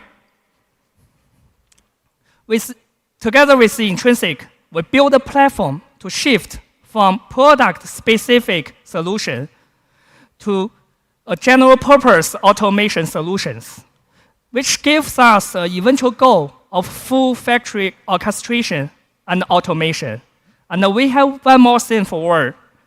Today, we want to announce we have a joint venture company together with Alphabet Intrinsic that will build the intelligent factory of the future. And Intrinsic CEO Wendy, she's here today with us. Thanks, Wendy. Cannot wait to work with your team to change the world. Thanks. With Siemens, we aim to bridge IT and OT, enable the rapid development of industrial business applications. We provide an algorithm library to accelerate implementation while ensuring AI safety through systematic validation and governance. Now you see the platform. This is our vision for the smart manufacturing platform. It's an AI-intensive manufacturing ecosystem. We established the Central Manufacturing AI App Store, bring together internal and external AI agents and applications. With BCG, our Project Genesis is gradually moving towards our goal. Throughout this journey, we feel we are simultaneously upgrading our IT/OT infrastructures, driving organizational transformation. Next, let's look at the video of the Project Genesis. Over the last 50 years, Foxconn has become the world's largest and most efficient electronic manufacturing service provider, anchored in deep expertise with over 1 million skilled technicians. Last year, we launched Genesis, Foxconn's AI-powered reinvention of smart manufacturing, redefining competitive core for the next 50 years, fusing advanced AI and next-generation robotics into our operations. This vision is already becoming a reality. AI agents are optimizing injecting molding equipment, SMT quality, CNC efficiency, and more domains, based in decades of know-how captured in knowledge graphs. At the same time, our first industrial agentic AI system is live, orchestrating multiple domain-specific agents into one intelligent decision network. What once required cross-functional meetings now happens instantly, making objective, data-driven decisions, executing low-risk actions, and inviting managers to co-pilot when it matters most. Together with robotics integrated into the physical world, the factory of the future is coming alive, smart, connected, and cognitive. We are rolling out AI agents from one site to move more than 10 factories worldwide, using a simple platform that makes it easy to deploy computing power, process data for AI, and tune each agent for local needs. And we're transforming how we work, cultivating new talent, and redefining intelligent manufacturing services. This is Genesis, with our partners worldwide pushing the boundaries of smart manufacturing. Join us on Hanhai Tech Day to see this in action. Now you see, this is a real AI-intensive industrial internet. Now I'm not only excited, I'm in a hurry to go back to the factory to do my works. Thank you for your time. I'm looking forward to work with you. Thanks.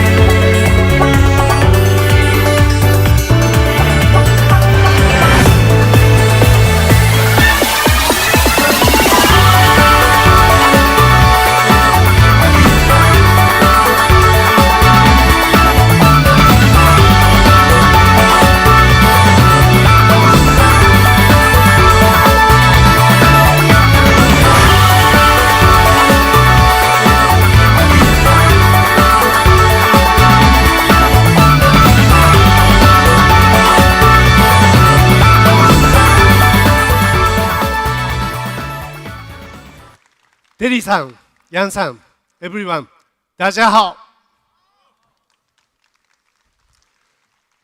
Last year, Andy, chairman of Foxtron, introduced two reference designs of CDMS, Model D and Model U. Those cars sitting on front entrance. And this year, Model A for affordables, taxi versions, logistic version, and personal use. How do you think? Thank you. Model A is a B-segment MPV, multi-purpose vehicle, one of the most selling category in Japan, Southeast Asia, and India. We electrify this car with 42 kilowatt battery and 135 kilowatt motor. Let me explain more about unique sales point of this car. I am very heavy user of Uber in Taiwan, rating 5 by the way. And ordering Uber by app, if I find Model C and 7 is matched, I'm so glad because it's very spacious. Particularly when we are 3 or 4 people, all other cars are too tight. Model C is okay. Perhaps many of you have been to Japan. Then at the stations or airport, you have to make a line to get the taxis. In Japan, there are still many poor sedan taxis. Tight, difficult to get in, get out, and not enough space for luggage. But when I luckily get the Japan taxis, yeah, because it's a spacey, easy to get in, get out, and same charge. Probably you have same experience in Taiwan or Japan or both. With those experience, we prioritize spacious is our #1 priorities. Comparison with top competitor in same categories, our car is 100 millimeter wider and 50 millimeter longer wheelbase. That create this outstanding spaciousness. Look at this. Floor is completely flat and 2-class upper space. Please, let me inspire you a little more. What brings a spaciousness? Look at the left. You can come in the car with very large baggage. When you are in a hurry, this helps you to save time a lot. Look at the right one. Mother can bring baby push cart without foldings. Imagine, it's raining. It's disaster for mommy. Mommy must put in a baby in the car, folding push cart, put in the luggage, and she have to do it again when she gets off. Pity mommy, very wet. But our car allow mommy to avoid all of those. MPV need to be spacey and convenient, but we are offering more space and more convenience with very affordable price. This spacious is consistent with Foxtron's lineups as Foxconn EV DNA. That's our unique sales point #1. #2, its design. MPV is a category chosen by usability, how easy, how convenient to use, but design is still very important for long lastings. For long lastings, too much accent is not effective. But simple and smooth, those are very important. Look at this side face. No gaps, no steps for glass and window. Look at the front headlight, side rail, and rear combinations. Just simple and straight. Even logistic versions, while we are providing extreme usability and tall height, all rounding edge from corners, switches, and panels all are consistent. This is emphasizing Foxconn is ICT background EV builders. And this is also Foxconn design DNA, consistent with Model T and Model U. USP 3 is a performance. We are adapting very strong sharp technology motor and batteries. This is motor, 6-in-1, 135 kilowatt. Uniqueness is revolution, 18,000 RPM with over 13 reduction rate.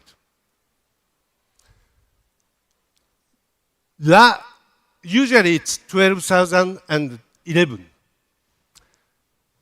High revolution with large reduction rate create a big torque.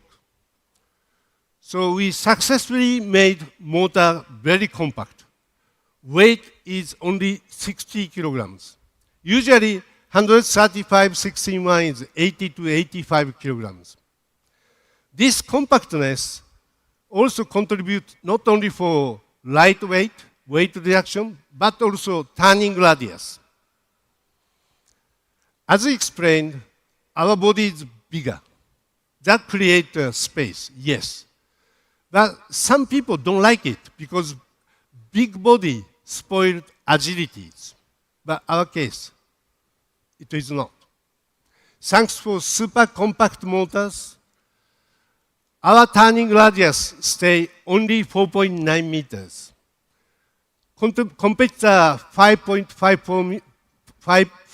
5.4 meter with much less width and wheelbase. On top, this creates an extra crushing space in a bonnet that contributes NCAP to be 5-star. This is battery, 42 kilowatt LFP. This is very thin. So step height stay 400 millimeter and less. But most selling point is charging time. 20 minutes with 400 volt. 20 minutes, 800 volt is not difficult, but expensive. Maintaining affordability with 400 volt, we successfully compressed charging time to 20 minutes or less. Usually this is 28 to 30 minutes. Last unique sales point is advanced E architectures. In order to make cars smarter, software will only increase. It's reaching 500 million lines. 500 million lines, 5 億 lines in a car. SDV requires those huge software to be updatable and upgradable. Key to execute this is how to integrate controller. We are latecomer for old world, but sometimes latecomer has advantage. Luckily, we have no legacy from old-fashioned EEA, while most of OEM does. This is our zonal control. Successfully integrated, we have only 28 ECUs, including some small one in the sensor. Usually it's 150 to 200. Based on this advanced E architecture, we develop smarter SDB and software. Let's talk about the smart EV a little. As an example, please imagine, think about battery and its damage. Generally, battery nature is same. For example, smartphones. If you make a complete empty, you damage battery a lot. If you make a always full charge, then even using with cables, you damage. On top, like EVs, when you give a quick charge, while battery is very hot, you damage battery a lot. You don't want to damage batteries, of course. but you don't know when you are damaging batteries. As part of smartness, our battery talk to you before you damage. Hi, Dad. I need to talk to you. What happened, my princess? I'm very hot since you are driving fast and braking strong repeatedly. Oh, sorry, my princess. I promise I cool you down. Thank you, Dad, but Remaindelec is very low. You may force me quick charge. Oh, no, my princess. I promise not to charge you until you cool down. Okay, thanks, Dad. Now I go back to IVI. See you at home.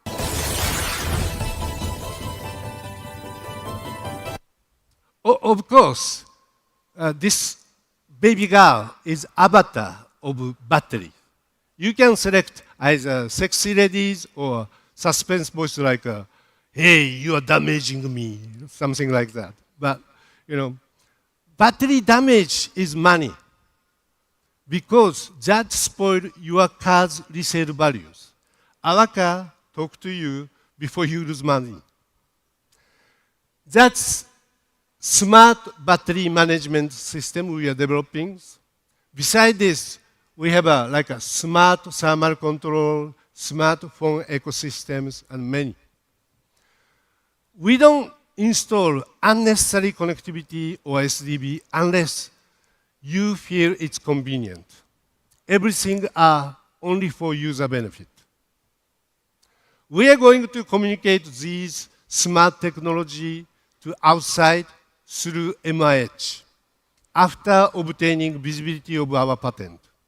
We take patent not to dominate this technology, but prevent someone to dominate technologies. We believe these smart technology need to be opened, accelerate EV sales globally. So that's our Model A, reference design for CDMS customer, spacious, simple design for long lastings, and high performance, and advanced EA with smart software. We have been receiving many requests from our potential CDMS customer to use these for taxis, logistics, and personal use.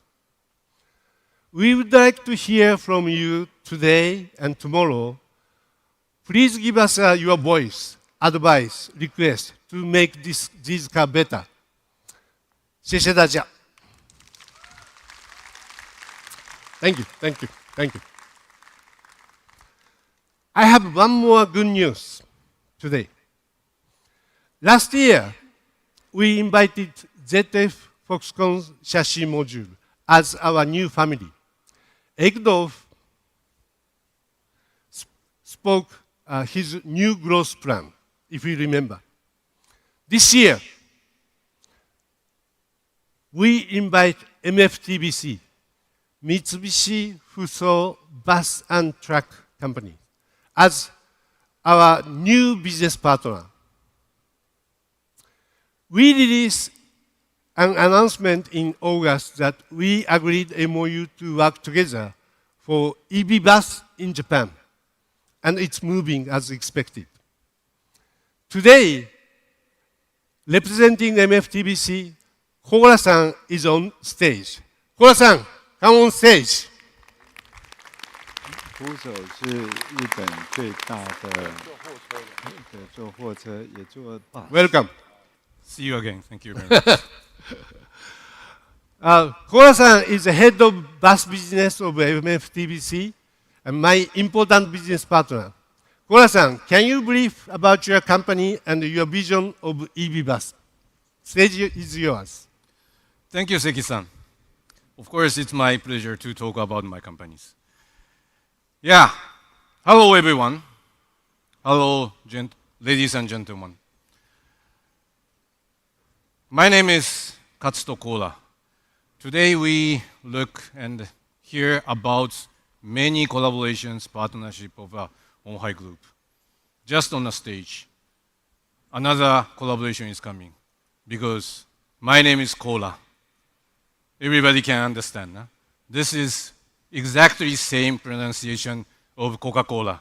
So you cannot forget my name. Huh? Please remember my name at least, if you forgot Mitsubishi Fuso. But okay, first of all, Chairman, Seki-san, and the friends of all of the Honhai Group members, congratulations for today's Honhai Tech Day 2025. I also very much proud and also happy to take this opportunity to talk about my company, Mitsubishi Fuso Truck and Bus, and also our challenges. But I understand many guys, what is a Mitsubishi Fuso? Worry about. Who are you? Huh? We are commercial vehicles OEM maker in Japan. Fuso brand have more than 90 years experience and histories. And we are proud of Fuso, not only in Japan, but very much international, globally. We are located in Kawasaki in Japan as a headquarters of our company, and also main our plant for Fuso brand truck manufacturing. Also, we have the facility of development, testing, spare parts plant, also KD plant as well in Japan. My responsibility is bus. Regarding for the bus, there is Mitsubishi Fuso bus manufacturing. They are one of our subsidiary, and then they are produced our Fuso brand bus in Toyama, of course in Japan. They also have the more than 17 years of the long history with super high quality production. Of course, we have to be very much global. We are part of the Daimler Truck Group. And then we have the synergy of the vehicle technology and also the sales network in the global. Oh, back, sorry. This is our sales network. We are Mitsubishi Fuso have around 250 outlets in Japan, and also more than 2,500 outlets through more than 170 markets. We are covering not only Japan from the south to north to south, but also that we are covering very much globally widely. This is our strength, really. We have strong sales network. We have strong after-sales network. We are communicating with customer. We are doing the B2C business, by the way. So we are communicating with customers daily and also deeply. And also, we are taking care whole life of customer's vehicle. This means we are taking care customer's business itself. Anytime, customer centricity. This is our company's of the most biggest philosophy. This is our lineup. This is our history. This is our children. I would like to touch later on a bit for my responsibility of the bus. But before going to that, I have to bit short introduce our history and also the innovation. Fuso itself is started from bus in 1932. Today, we are already implemented very much stylish bus, coach bus, but started this long history. So Fuso is bus. And also our product have very much safety features. Why? So much for we are sensitive for safety features innovations. Because this is one of the key for the customers, especially for the bus customers, because bus is carrying the people. Everyone expected to move safely to their destinations. But this expectation is nothing special, very normal, but must be secured. That is the reason why we are very much sensitive, and then we are taking a long time to develop and also innovated our safety features. But not only that, we are also very much environment friendly and then challengers. We are first producer of light-duty trucks of the EV, so-called e-Canter, in 2017. And this year's, just last month, at the Japan Mobility Show in Tokyo, we introduce our challengings for 2 heavy-duty trucks of hydrogen power. This is concept bigger, but we are show up to the globally what is our challengings. We are every time try to be pioneer with frontier spirit.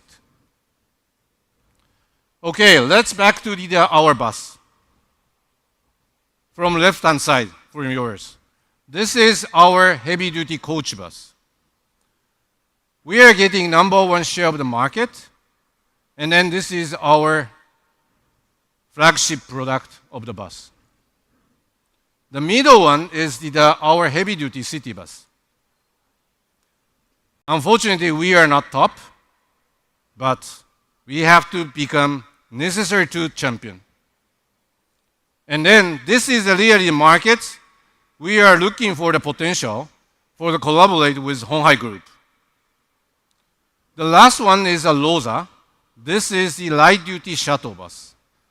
Today, we also the #1 the markets, but also we are looking for the potential for the collaborate with Honghai Group as well. So, I would like to touch a little bit numbers. This is our achievement. We are very much in the growth, especially after the COVID-19. We are tremendously increasing our volumes and the share of the market.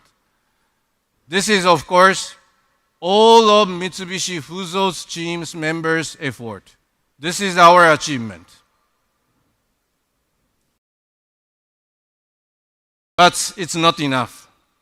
If we are looking for environment, the expectation about the carbon neutral is the growth, the both in Japan and worldwide. And bus, if I'm talking about the bus business, I cannot talk not only the numbers, because we are very much supporting the society. And it is necessary to get acceptance and also the trust from the society as a brand. But on the other hand, we are doing the business. That is also true. So we have to be more strong. We are still very much hungry. That is the reason why we are very much looking forward to do collaboration with Honghai Group.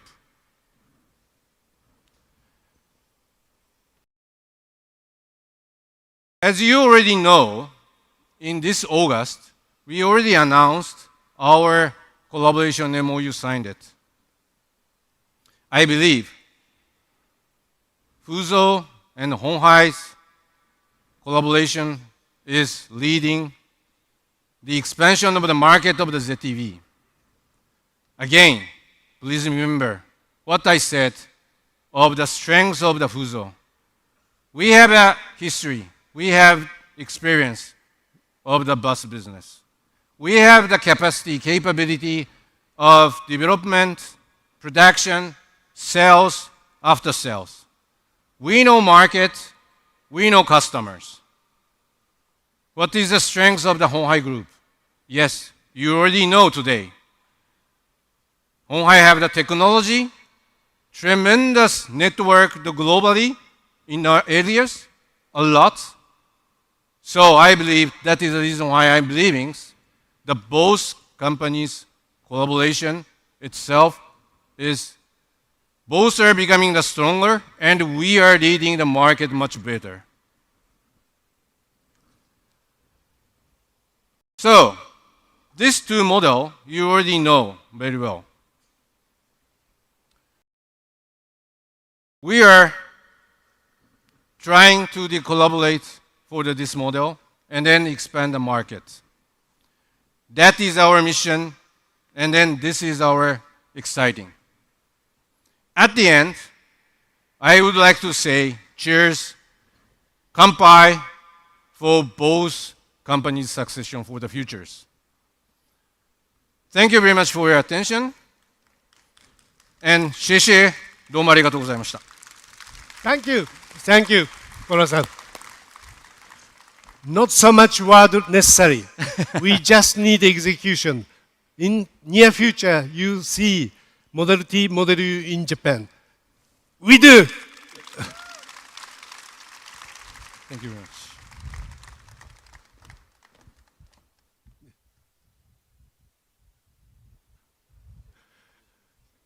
Thank you, sir.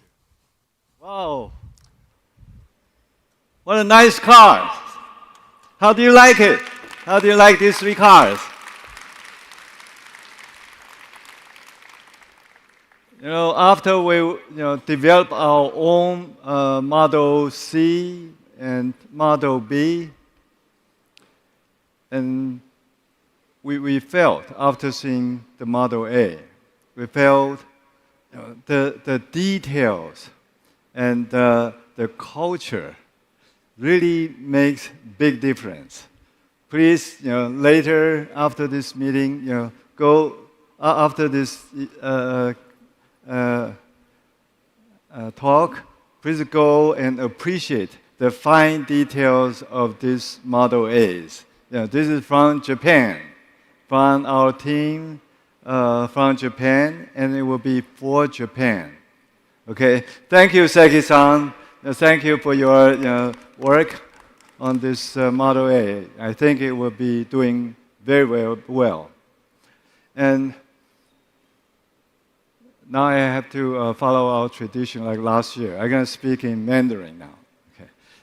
非常谢谢大家。我知道时间有一点晚了哦，我也想这个我们早上的活动尽量的快点结束。但是我想在我这个结束之前呢，要跟我们这个刚刚上台跟我们这个介绍我们的合作的那些 partner 的 speakers 非常谢谢你们包括 Hiroshi-san, Alexis, Hans, Sam, Andy, and Kit, Spencer, Mark, and 可乐さん、コーラさん，谢谢你们来这个为我们分享很多 insight 那这个接下来呢，我们除了有 serve 一些我们的这个中餐之外，也有一个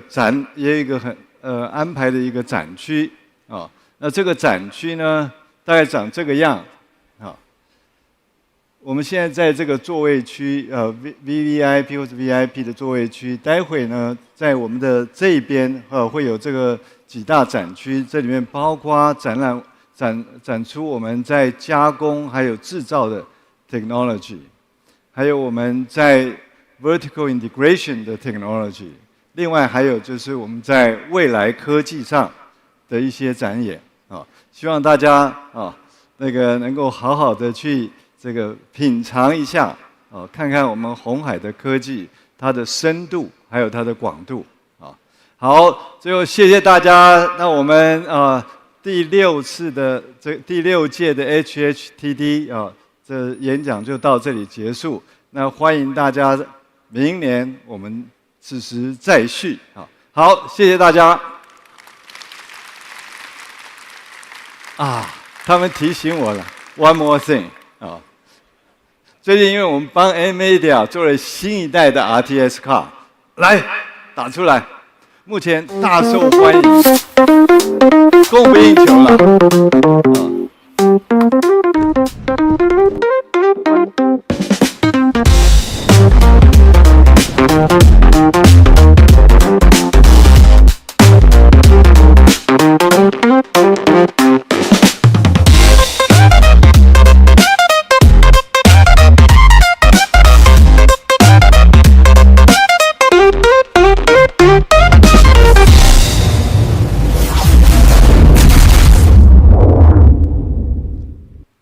好，这个 RTX 的显卡，我们 Jensen 亲自签名，我们亲自带了这个显卡到美国，请他签名的这张显卡，就是我们明天的最大的一个奖。欢迎你们，欢迎你们的朋友来参加。如果这个运气好的话，你可以得到这个大奖，好不好啊？好，谢谢大家，谢谢。